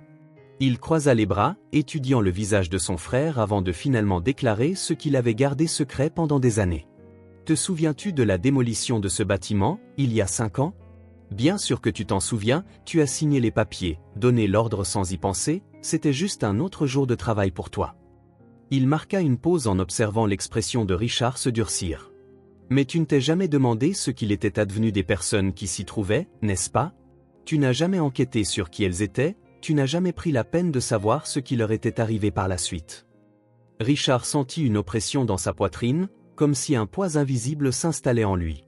Il savait déjà que cette décision avait causé une tragédie, mais le ton de Steven laissait entendre qu'il y avait encore quelque chose de plus, quelque chose qu'il n'avait pas envisagé.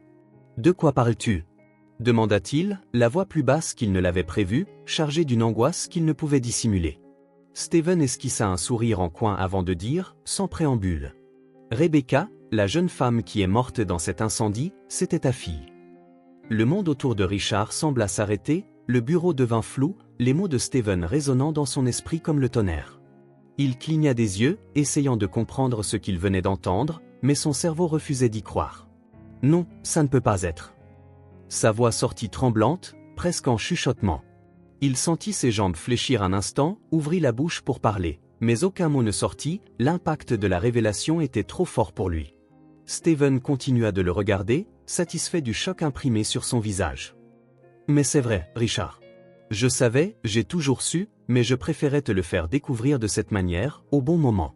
Si tu avais pris la peine d'enquêter, si tu avais examiné ces papiers un peu plus attentivement, tu t'en serais rendu compte, mais tu ne voulais pas savoir. » Le silence entre eux devint insupportable. Le poids de la culpabilité s'abattit sur Richard comme une avalanche. Non seulement il avait causé la tragédie qui le hantait depuis des années, mais il savait maintenant qu'il avait détruit la vie de sa propre fille, de sa propre chair et de son sang. Ses yeux se remplirent d'une douleur qu'il n'avait jamais connue auparavant. « Mon Dieu, qu'ai-je fait ?» Cela ne faisait qu'empirer les choses.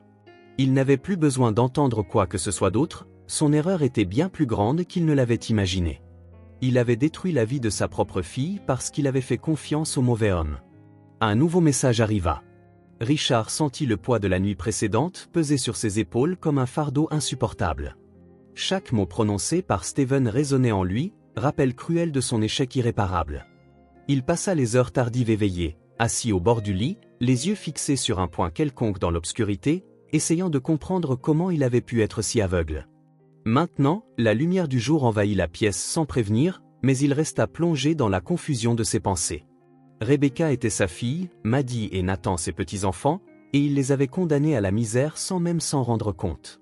J'ai enterré ma propre fille sans même la connaître, et maintenant ces enfants paient pour mon erreur. Je ne peux pas laisser cela continuer.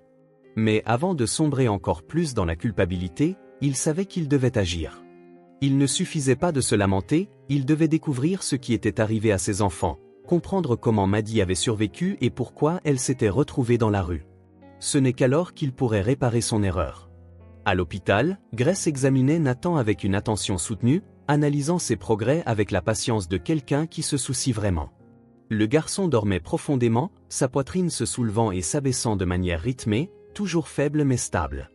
Maddie, assise à côté de lui, ne lâchait pas sa main, son regard chargé de peur. Depuis que tout s'était passé, c'était la première fois qu'elle pouvait respirer sans avoir l'impression que le monde allait s'effondrer sur sa tête. Grace remarqua son appréhension et se pencha à côté d'elle, parlant de la voix la plus douce possible. Nathan s'améliore, Maddie, il est fort, mais il aura encore besoin d'une surveillance médicale pendant des mois. La fille fronça les sourcils, incertaine. Pourra-t-il rester ici? Les médecins ne vont pas l'emmener, n'est-ce pas? Grace hésita un instant, son expression s'adoucissant avant de répondre. La décision ne m'appartient pas, mais le conseil pourrait mettre fin au traitement si les coups ne sont pas couverts. Le silence qui suivit pesa lourdement, et Maddie sentit un nœud se former dans sa gorge. Si Richard perd tout son argent, qui prendra soin de lui? L'infirmière n'eut aucune réponse, et c'était cela qui l'effrayait le plus. Pendant ce temps, à la mention Weber, Richard fouillait dans de vieux tiroirs et dossiers, cherchant la moindre piste sur ce qui s'était passé après la tragédie. Il trouva quelques coupures de journaux froissés mentionnant la démolition et les disparus, mais rien sur les enfants. C'était comme s'ils avaient été effacés de l'histoire. Avec une oppression dans la poitrine, il prit le téléphone et passa un appel rapide. Il avait besoin de savoir où Maddie et Nathan avaient été emmenés après avoir perdu leur mère. S'ils avaient été placés dans un refuge, quelqu'un devait s'en souvenir. Après quelques minutes d'attente, il obtint une réponse. Le nom d'un vieil orphelinat fut mentionné, un lieu où étaient envoyés les enfants sans famille. Un frisson parcourut son dos. Si Maddie et Nathan avaient été emmenés dans un orphelinat, comment se fait-il qu'elles se retrouvent dans la rue? Que s'est-il passé pour qu'ils soient séparés? Richard ne perdit pas une minute. Il se rendit à l'adresse indiquée, le cœur battant à tout rompre. À chaque kilomètre parcouru, le bâtiment de l'orphelinat paraissait vieux et marqué par le temps, ses petites fenêtres grillagées comme si elles tentaient d'emprisonner les souvenirs du passé. Dès qu'il sortit de la voiture, une femme au visage fatigué le salua à l'entrée, le regardant avec curiosité. « Monsieur Weber, dit-elle d'une voix basse et prudente, j'ai bien reçu votre appel, entrez, s'il vous plaît. » Il la suivit dans le couloir étroit, chaque pas résonnant sur des planches usées, tandis que l'odeur de vieux livres et de désinfectants emplissait l'air et que des enfants jouaient au loin, sans se douter de la raison de sa visite. Lorsqu'ils atteignirent un petit bureau, le directeur, assis derrière un bureau encombré, le regarda avec sérieux. « Oui, je me souviens de Maddie et Nathan, ils sont arrivés ici peu de temps après la tragédie. » Richard se pencha en avant, avide de détails. Que leur est-il arrivé? Comment se fait-il que Maddie se retrouve dans la rue? La femme soupira en ajustant ses lunettes. Maddie a toujours été une fille déterminée. Dès le premier jour, elle a refusé d'être séparée de son frère. Mais quand ils ont découvert qu'il pouvait être adopté par une autre famille sans elle, elle s'est enfuie. Elle n'avait que 7 ans, elle a disparu une nuit et n'est jamais revenue. Le poids de ces mots frappa Richard comme un fardeau insupportable. Maddie avait passé des années seule dans la rue, affrontant le monde juste pour rester auprès de son frère. Elle s'était enfuie pour protéger Nathan, et je n'étais pas là pour l'en empêcher. Il avala difficilement, sentant la culpabilité se transformer en quelque chose d'encore plus profond. Il ne pouvait plus ignorer ce qui devait être fait. Le directeur hocha la tête, ses yeux fatigués reflétant un mélange de pitié et de compréhension. Elle a tout fait seule, monsieur Weber. Si vous êtes ici pour corriger les erreurs du passé, j'espère que vous serez rapide, cette fille a assez souffert. Richard se leva lentement, ses muscles encore tendus par la révélation. Maintenant, tout prenait sens. Maddie n'était pas simplement une fille qui implorait de l'aide à l'hôpital, c'était sa petite fille. Nathan était son petit-fils, et il les avait laissés souffrir pendant 5 ans sans rien faire pour l'arrêter. Je ne peux pas changer le passé, mais je peux m'assurer qu'il ne revive jamais cela. La conviction grandissait en lui à chaque seconde. Il quitta l'orphelinat, le regard fixé sur la route devant lui. Maintenant qu'il connaissait la vérité, il ne pouvait plus reculer. Si je veux les protéger, je dois retrouver mon pouvoir, et cela signifie neutraliser Steven avant qu'il ne soit trop tard. La nuit était déjà bien avancée lorsque Richard retourna à l'hôpital. Son esprit bourdonnait encore des découvertes faites à l'orphelinat. La révélation que Maddie et Nathan étaient ses petits-enfants pesait sur lui comme un fardeau impossible à ignorer. Il ne s'était jamais considéré comme un homme sentimental, mais il ne pouvait nier que le sang qui coulait dans les veines de ses enfants était le même que le sien. Il parcourut les couloirs d'un pas ferme, conscient que chaque seconde perdue pouvait lui coûter cher. Il savait que Steven lui avait tout pris, mais s'il y avait bien une chose qu'il possédait encore, c'était son influence. Si je ne peux pas le neutraliser maintenant, au moins je peux empêcher que ses enfants ne paient pour mes erreurs. À cet instant précis, à l'hôpital, Grace lisait les rapports médicaux de Nathan, ressentant un poids sur sa poitrine. Ses signes vitaux étaient stables, mais cela ne signifiait pas qu'il était hors de danger. Le garçon aurait besoin d'une surveillance continue, et le coût de cela constituait une menace constante. C'est alors que sa montre vibra, et en la regardant, elle vit le message succinct. Réunion urgente du conseil d'administration, décision concernant le maintien du patient Nathan. Urgent. Elle fronça les sourcils, sentant un frisson lui parcourir l'échine. Était-il vraiment prêt à retirer un enfant malade de l'hôpital? Elle se leva rapidement, ajustant sa blouse. Je ne peux pas les laisser faire ça sans me battre jusqu'à la dernière seconde. Richard déambulait dans les couloirs de l'hôpital d'un pas décidé, le cœur lourd. Chaque employé qu'il croisait lui jetait un regard curieux, comme s'il ne croyait pas que cet homme avait encore de l'influence, que son nom signifiait encore quelque chose, même si sa fortune lui était momentanément inaccessible. Dès qu'il atteignit la réception de l'aile administrative, il exigea d'être pris en charge immédiatement. L'employé hésita, probablement informé de sa situation financière, mais avant qu'elle ne puisse dire quoi que ce soit, le haut-parleur se mit en marche.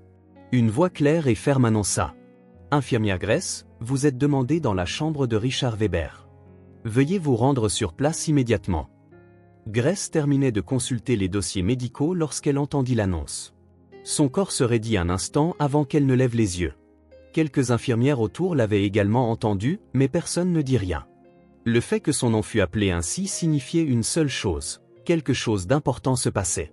Elle prit une profonde inspiration et quitta la station infirmière sans hésiter, l'esprit tourbillonnant d'idées. Puisque Richard avait payé les factures de Nathan, elle savait qu'il était impliqué dans la situation des enfants. Mais il semblait désormais que les choses allaient bien au-delà de ce qu'elle avait imaginé. En traversant les couloirs, elle accéléra le pas, déterminée à découvrir ce qu'il désirait. En arrivant dans la chambre, elle trouva Richard assis dans le fauteuil, le regard fixé sur l'entrée, comme s'il l'attendait. L'homme ne ressemblait plus à l'invincible magnate des gros titres, ni à l'homme d'affaires calculateur qui régnait autrefois sur sa société. Il avait simplement l'air d'un homme portant le poids de décennies d'erreurs et d'omissions. Grace s'arrêta à la porte, l'observant un instant avant d'entrer. « Vous m'avez appelé ?» dit-elle, d'une voix neutre mais empreinte de prudence. Richard hocha la tête et fit signe qu'elle s'asseya. « Nous devons parler, mais pas seulement de Nathan. » Grace fronça les sourcils, sentant qu'il y avait plus que ce qu'il laissait entendre. « Alors, dis-moi, Richard, qu'est-ce qui a changé ?» Richard posa ses coudes sur ses genoux, entrelaça ses mains et choisit ses mots avec soin. « J'ai découvert la vérité, Grace. Pas seulement sur ce qui est arrivé à l'hôpital, mais sur ce qui s'est passé il y a 5 ans. » Il fit une pause, croisa son regard, cherchant une réaction. « Maddie et Nathan ne sont pas de simples enfants que j'ai aidés par hasard. Ils sont ma famille, ce sont mes petits-enfants. » Grace retint son souffle, la révélation la prit au dépourvu. Elle avait déjà soupçonné qu'il se tramait quelque chose, mais elle ne s'attendait pas à une telle profondeur.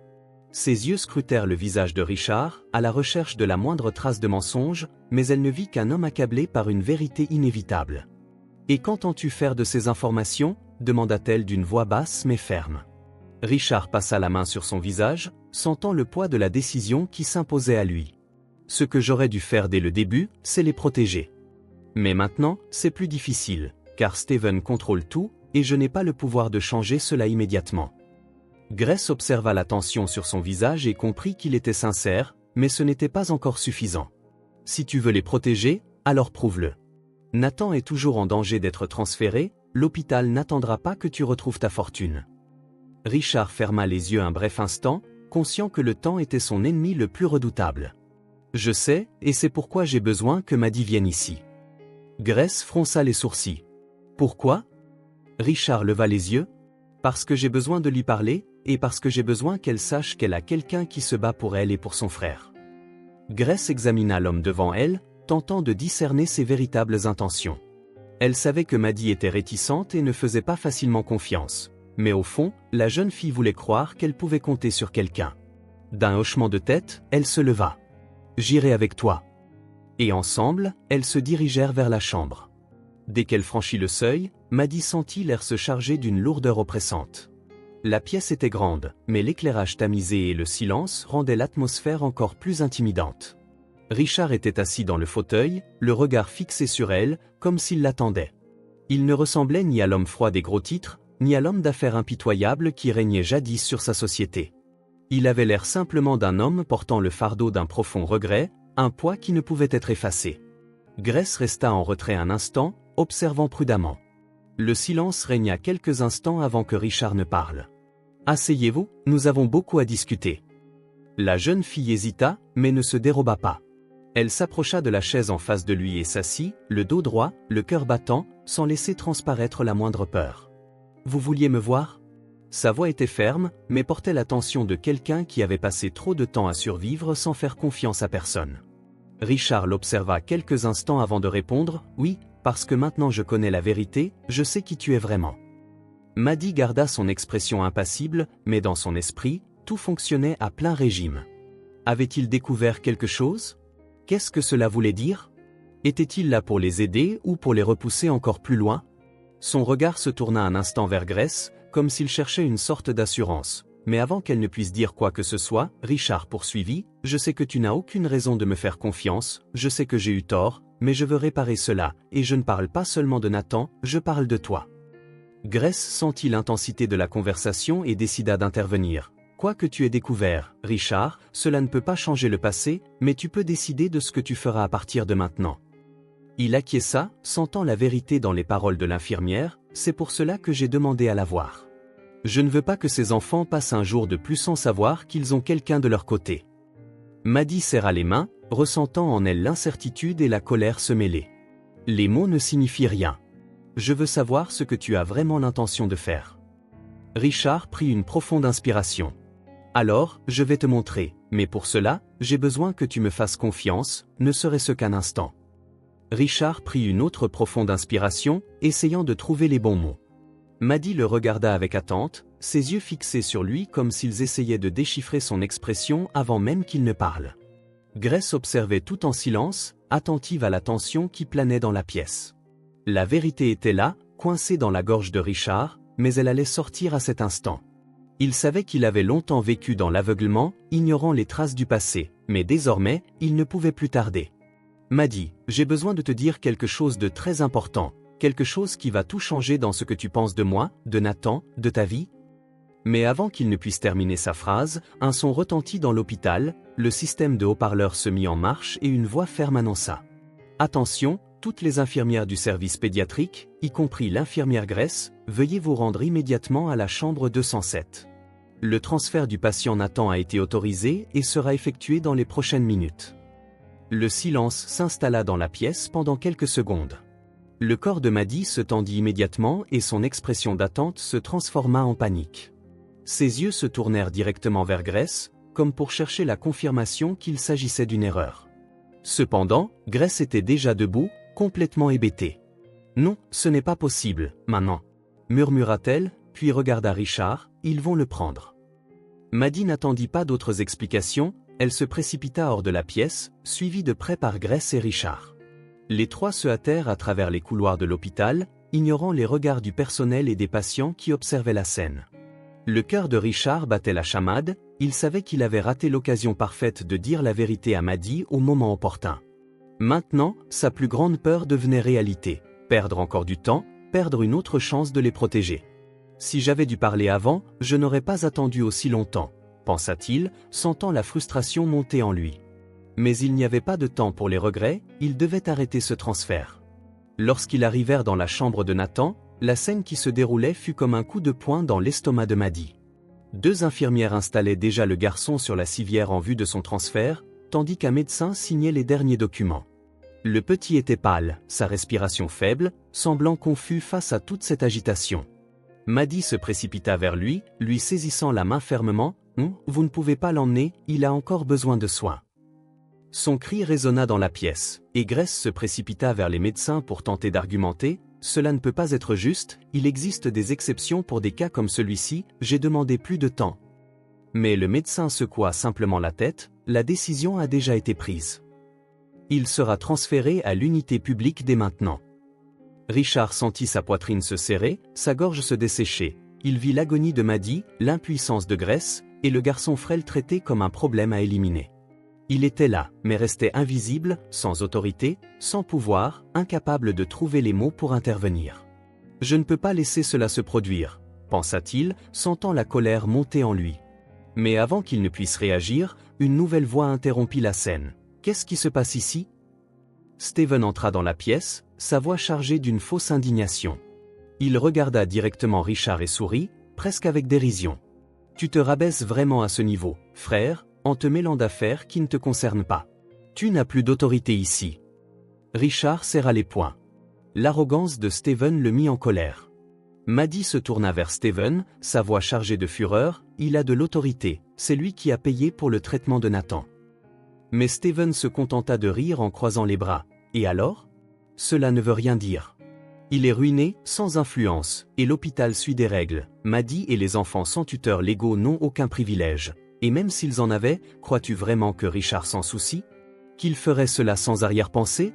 Il essaie simplement de sauver sa conscience pourrie. » Les paroles de Steven furent la goutte d'eau qui fit déborder le vase. Quelque chose se brisa en Richard, quelque chose qu'il retenait depuis trop longtemps.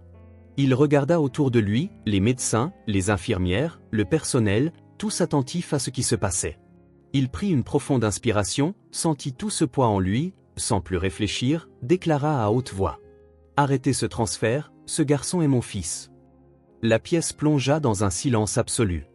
Grace écarquilla les yeux, surprise. Les médecins restèrent figés sur place. Maddie se tourna lentement vers lui, le visage mêlant choc et incrédulité. Sa voix sortit à peine en un murmure, comme si son cerveau refusait de traiter cette information. Même Nathan, faible, ouvrit les yeux, essayant de comprendre ce qui se passait. Tout le monde était immobile, comme si le temps s'était arrêté. Mais Steven se reprit rapidement et lança un rire amer, chargé de mépris. « Tu es devenu fou, Richard ? Maintenant, Richard, tu as décidé d'inventer d'horribles mensonges pour empêcher quelque chose d'inévitable, et personne ne se laissera berner par ça. » Mais alors qu'il parlait, il se rendit compte que les regards autour de lui avaient changé, que l'atmosphère était différente, et il comprit trop tard ce qu'il avait fait. En essayant de nier, il avait fini par en dire trop. « eh bien, continua-t-il, essayant de reprendre le contrôle de la situation, si tu avais découvert cela plus tôt, tu aurais agi, n'est-ce pas ? Mais non, tu as passé 5 ans sans même connaître leur existence, alors pourquoi tout changerait-il maintenant ? » La tension dans l'air était palpable. Grace fronça les sourcils. « Comment sais-tu cela, Steven ?» Le regard de Steven se durcit. Maddie recula d'un pas, sentant les pièces du puzzle se mettre en place dans son esprit. « Tu le savais depuis le début, n'est-ce pas ?» Sa voix tremblait de colère. « Tu as toujours su qui nous étions et tu t'es assuré qu'il ne le découvre jamais. » Les yeux de Steven étincelèrent d'irritation, mais il n'eut pas le temps de réagir. Nathan n'était pas au mieux, sa respiration devenait irrégulière. Grace se tourna immédiatement vers lui, lui touchant le front. « Il a besoin de toute notre attention en ce moment. » Le son insistant du moniteur emplit la pièce, et le médecin s'affaira autour de lui. « Il est en détresse, nous devons l'emmener aux urgences immédiatement. » Maddie poussa un cri de désespoir alors que les infirmières commençaient à pousser la civière hors de la pièce. Richard resta paralysé un instant, sentant le poids de la situation. Il avait révélé la vérité, mais ce n'était pas suffisant. Maintenant, l'essentiel était d'assurer la survie de Nathan. Il courut après l'équipe médicale, sentant l'adrénaline pulser dans ses veines. Steven resta en arrière, son visage perdant enfin le masque de confiance où le jeu avait tourné. Mais à cet instant, rien d'autre n'importait pour Richard que le garçon se débattant pour respirer sur la civière. « Accroche-toi, Nathan, je ne laisserai rien t'arriver. » Les urgences de l'hôpital se transformèrent en un tourbillon de tension et de mouvements frénétiques. Grace courut aux côtés de la civière de Nathan, aidant les médecins à le stabiliser alors qu'il était précipité aux urgences. Richard tenta de les suivre, mais se vit empêché d'entrer par le personnel médical. Une infirmière referma la porte sans hésiter.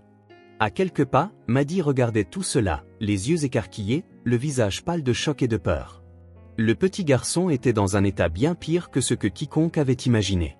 Richard se précipita en avant, la main sur le visage, sentant la frustration et la culpabilité écraser sa poitrine. cela n'aurait jamais dû en arriver là, murmura-t-il pour lui-même. Mais Maddy entendit, se tourna vers lui, les yeux remplis de fureur et de larmes contenues. Bien sûr que ça n'aurait pas dû arriver, mais ça l'a fait, et c'est entièrement de ta faute. Sa voix résonna dans le couloir, chargée d'une douleur qu'il connaissait bien. Si tu avais agi plus tôt, Nathan ne serait pas ici maintenant, à lutter pour respirer. Richard ferma les yeux un instant, prit une profonde inspiration, mais quand il la regarda de nouveau, il n'avait plus rien à dire. Elle avait raison, tout cela était de sa faute. Avant qu'aucun d'eux ne puisse dire autre chose, Steven entra dans le couloir, ajusta sa cravate, sa posture distante comme si de rien n'était. « Eh bien, quel merveilleux spectacle nous avons ici !» lança-t-il, son ton dégoulinant de sarcasme, le grand Richard Weber qui se soucie enfin de quelqu'un d'autre que de lui-même. « C'est dommage, c'est trop tard. » Richard se retourna brusquement, la patience épuisée. « Tais-toi, Steven, grogna-t-il d'une voix chargée de fureur, tu t'es joué de la vie d'un enfant juste pour me faire tomber. Cela dépasse la rivalité, c'est cruel, même pour toi. » Steven sourit en croisant les bras. « Ne sois pas si dramatique, frère. Je n'ai fait qu'exploiter les opportunités que c'est toi-même qui m'as offertes. Tu étais le naïf, celui qui me faisait confiance aveuglément, signant des papiers sans les lire, me laissant tout contrôler. J'ai simplement suivi le courant, tu ne peux pas me reprocher d'être plus malin. » Maddy, toujours immobile, sentit son sang bouillir. Elle ne pouvait plus supporter d'entendre cette voix, ce ton arrogant, cet homme qui parlait comme s'il s'agissait d'un jeu. Son regard se porta sur la réception, où le téléphone de Grace était resté oublié. Sur un coup de tête, elle le saisit avec des doigts tremblants et composa un numéro qu'elle n'avait jamais osé utiliser auparavant. « Allô, je voudrais signaler un crime », chuchota-t-elle en se tournant discrètement pour que personne ne remarque.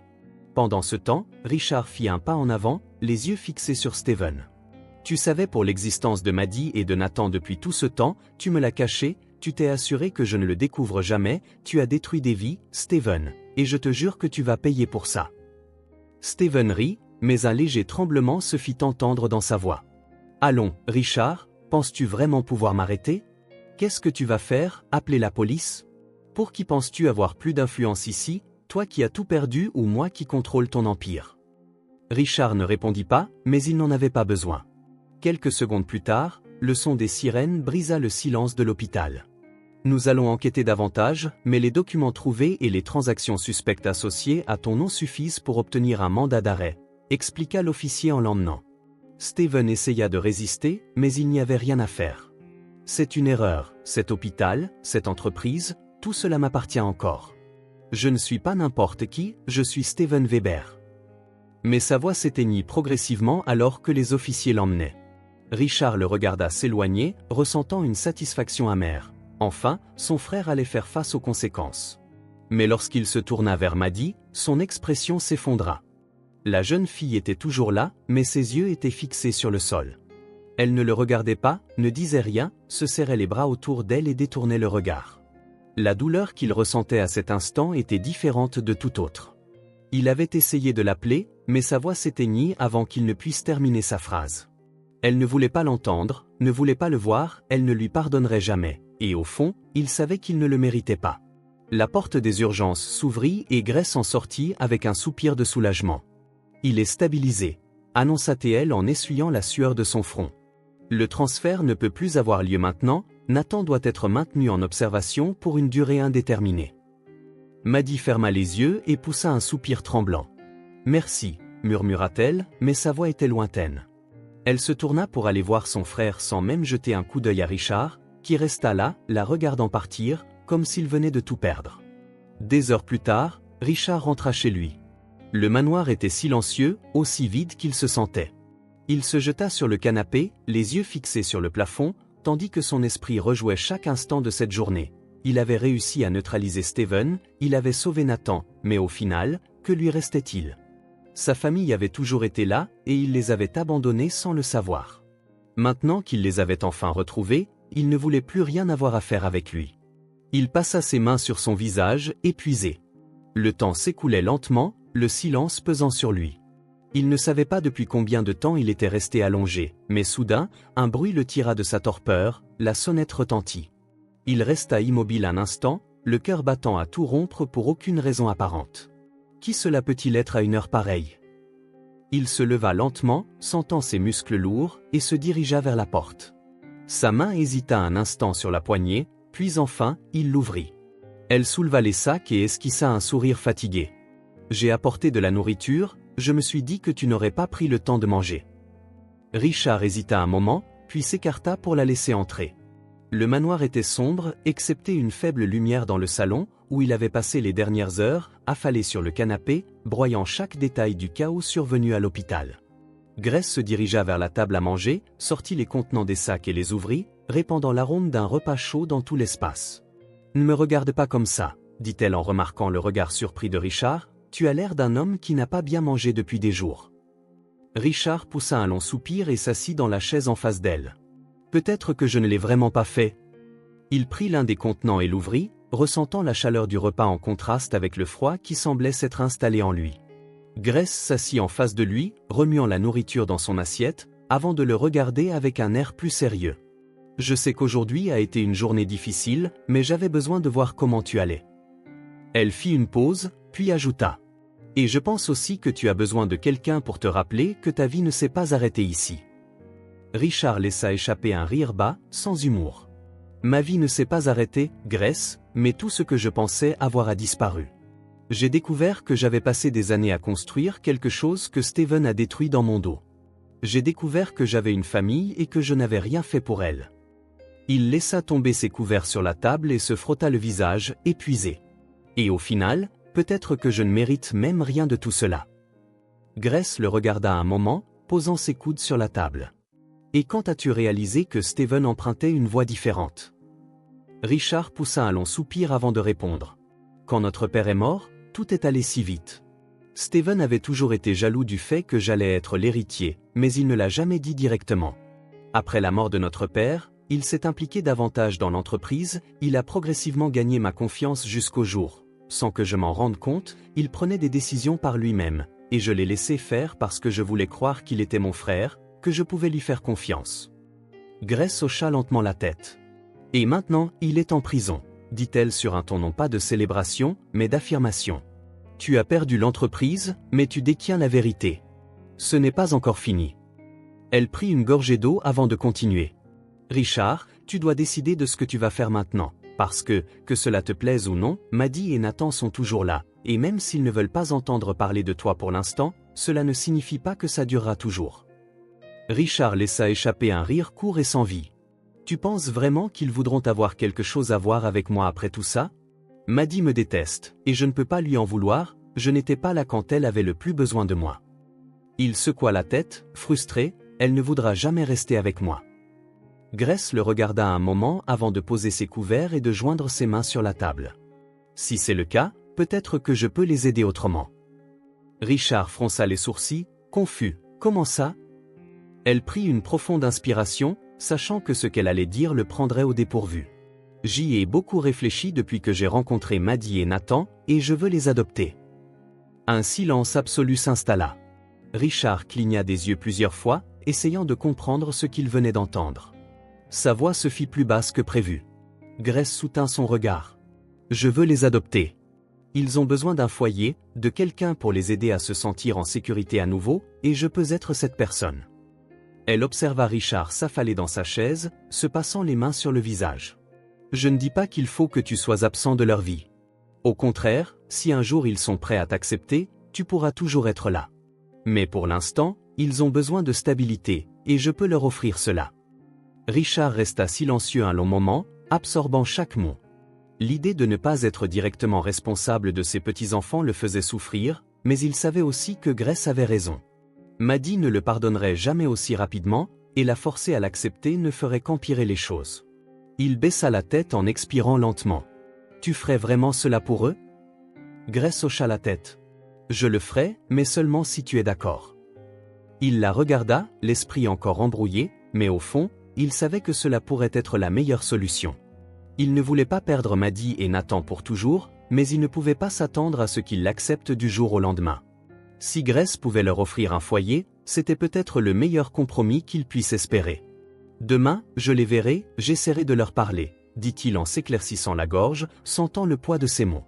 Grace sourit doucement, « C'est un début. » Elle termina sa dernière bouchée et se leva. Tu devrais te reposer, demain pourrait être encore plus difficile qu'aujourd'hui. Richard acquiesça, ressentant pour la première fois depuis longtemps que quelqu'un était à ses côtés. Même s'il ne savait toujours pas comment tout réparer, au moins il n'était pas complètement seul. Le lendemain matin, l'hôpital semblait être un environnement complètement différent. Avec Steven hors d'état de nuire, les médecins purent enfin poursuivre le traitement de Nathan sans interférence ni blocage financier. Il avait passé la nuit sous la surveillance d'une équipe dédiée et son état s'était considérablement amélioré. Lorsque Richard et Grace arrivèrent dans la chambre, ils trouvèrent Maddie assise au bord du lit, conversant doucement avec son frère. Nathan, bien que toujours faible, affichait un sourire animé en voyant les deux entrer. Son visage, autrefois si pâle, reprenait peu à peu des couleurs, et sa respiration n'était plus un effort épuisant. Grace fut la première à s'approcher, vérifiant les équipements et s'assurant que tout était en ordre. « On dirait que quelqu'un va bien mieux aujourd'hui », dit-elle en lançant un regard bienveillant à Nathan, qui hocha la tête avec empressement. Les médecins annoncèrent « Je pourrai bientôt quitter cet endroit », lui dit-il, sa voix encore un peu faible mais pleine d'enthousiasme. Maddie sourit en entendant cela, mais son regard se porta bientôt sur Richard, qui restait en retrait, hésitant, ne sachant toujours pas quelle était sa place ici. Grace remarqua cela et décida d'entamer la conversation. « Maddie, Nathan, nous avons quelque chose d'important à vous dire », dit-elle en prenant une chaise pour s'asseoir près du lit. Richard s'approcha lentement et fit de même, ressentant le poids de cet instant. Maddie plissa les yeux, anticipant quelque chose d'important. « Nous avons beaucoup parlé la nuit dernière de ton avenir, et je veux que tu saches que j'y ai bien réfléchi avant de prendre cette décision. » Grace prit une profonde inspiration avant de conclure. « Je veux t'adopter. Je veux t'offrir un foyer, de la stabilité, tout ce dont tu as besoin pour repartir à zéro. » Les yeux de Nathan s'écarquillèrent immédiatement. « Vraiment ?» Il regarda Maddie, cherchant confirmation, comme s'il avait peur de rêver. Maddie, quant à elle, se tut pendant quelques secondes, absorbant l'information. Elle regarda Grace, et ses yeux trahissaient quelque chose qu'elle ne laissait pas habituellement transparaître. « Tu veux vraiment faire ça ?» demanda-t-elle d'une voix plus basse que d'habitude. Grace sourit. « Oui, je le veux. Tu n'as plus à te battre seule. Je veux être ta famille, si tu me le permets. » Nathan sauta presque sur le lit, étreignant Grace fermement, même si ses bras étaient encore faibles. « J'adorerais ça !» s'exclama-t-il, et l'émotion débordante de sa voix était indéniable. Maddie hésita. Son regard se tourna vers Richard, qui gardait une posture ferme, attendant sa réaction. Elle resta silencieuse un moment, puis prit une profonde inspiration. « Je veux ça. Je veux rester avec toi, Grace, mais pour lui ?» Ses yeux se tournèrent vers Richard, emplis d'un mélange d'émotions, je ne sais toujours pas quoi penser. Richard hocha la tête, comprenant. « Et c'est d'accord, » dit-il enfin, retrouvant sa voix. « Je ne m'attends pas à ce que tu m'acceptes du jour au lendemain, mais sache que je suis là, et je le serai chaque fois que tu auras besoin de moi. » Maddie ne répondit pas immédiatement, mais quelque chose dans son regard indiquait qu'elle n'était peut-être pas complètement fermée à cette idée. Le moment fut interrompu par la sonnerie d'une alarme provenant du téléphone de Richard. Il regarda rapidement l'écran et prit une profonde inspiration.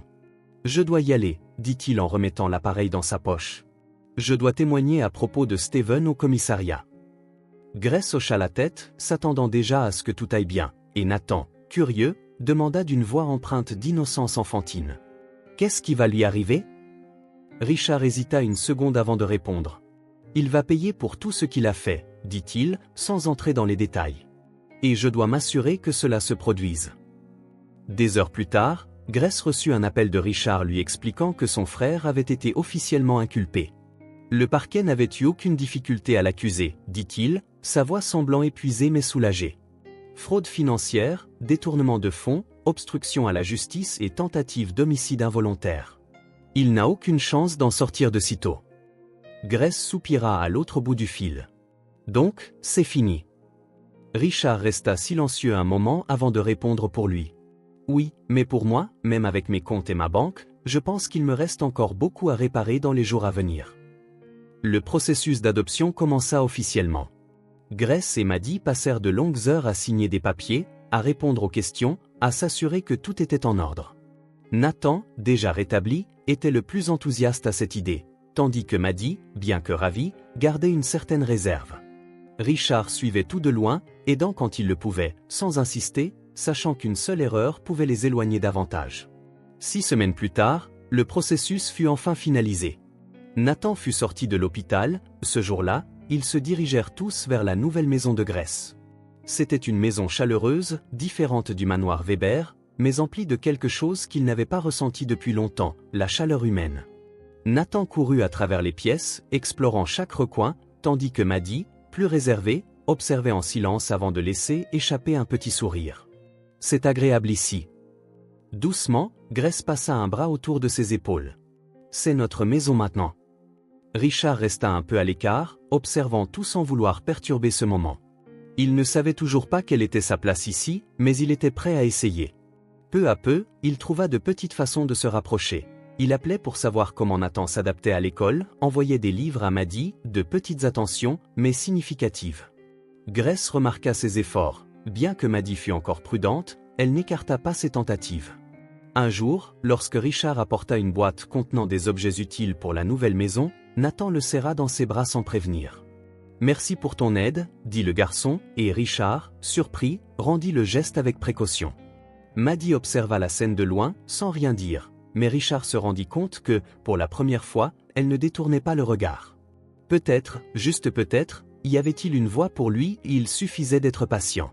3 mois s'étaient écoulés depuis que tout avait changé. La maison de Gress était désormais un véritable foyer pour Maddie et Nathan. Il n'y avait plus de peur, d'incertitude ou de méfiance. Le passé existait encore, mais il ne les hantait plus. L'ancienne arrière-cour silencieuse était désormais remplie du rire de Nathan courant pieds nus, jouant à la balle, tandis que Maddie, assise en tailleur sur la véranda, le regardait avec un sourire serein. Dans la cuisine, Gress préparait le dîner, observant les deux par la fenêtre, le cœur réchauffé de voir à quel point ils étaient heureux. Richard arriva quelques minutes plus tard, portant des sacs d'épicerie et quelques cadeaux. Il ne se sentait plus comme un visiteur, il n'avait plus besoin de demander la permission d'entrer ou d'attendre des regards empreints de méfiance. Dès qu'il sortit de la voiture, Nathan se précipita vers lui, les yeux brillants d'attente. « Tu l'as apporté » Richard sourit et sortit un paquet. « Je n'oublie jamais une promesse. » Le garçon déchira l'emballage et trouva une nouvelle paire de crampons de foot. « Maintenant, personne ne peut m'arrêter » s'exclama-t-il en courant de nouveau vers l'arrière-cour. Maddie ferma son livre et regarda Richard, assis à côté d'elle sur la véranda. « Tu es amoureux de ce sport maintenant » commenta-t-elle en secouant la tête. Richard rit, croisant les bras. « Et il est doué, avec de la pratique, il pourrait aller loin. » Maddie l'observa un instant, et pour la première fois, il n'y avait plus de barrière entre eux.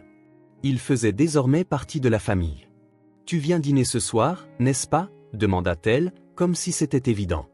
Richard ressentit une chaleur dans sa poitrine en réalisant que sa présence était désormais attendue. « Bien sûr » répondit-il avec un sourire sincère. Gress émergea de la maison, s'essuyant les mains sur son tablier, tandis que l'odeur du dîner fraîchement préparé emplissait l'air. « Le dîner est prêt » annonça-t-elle avec un sourire accueillant.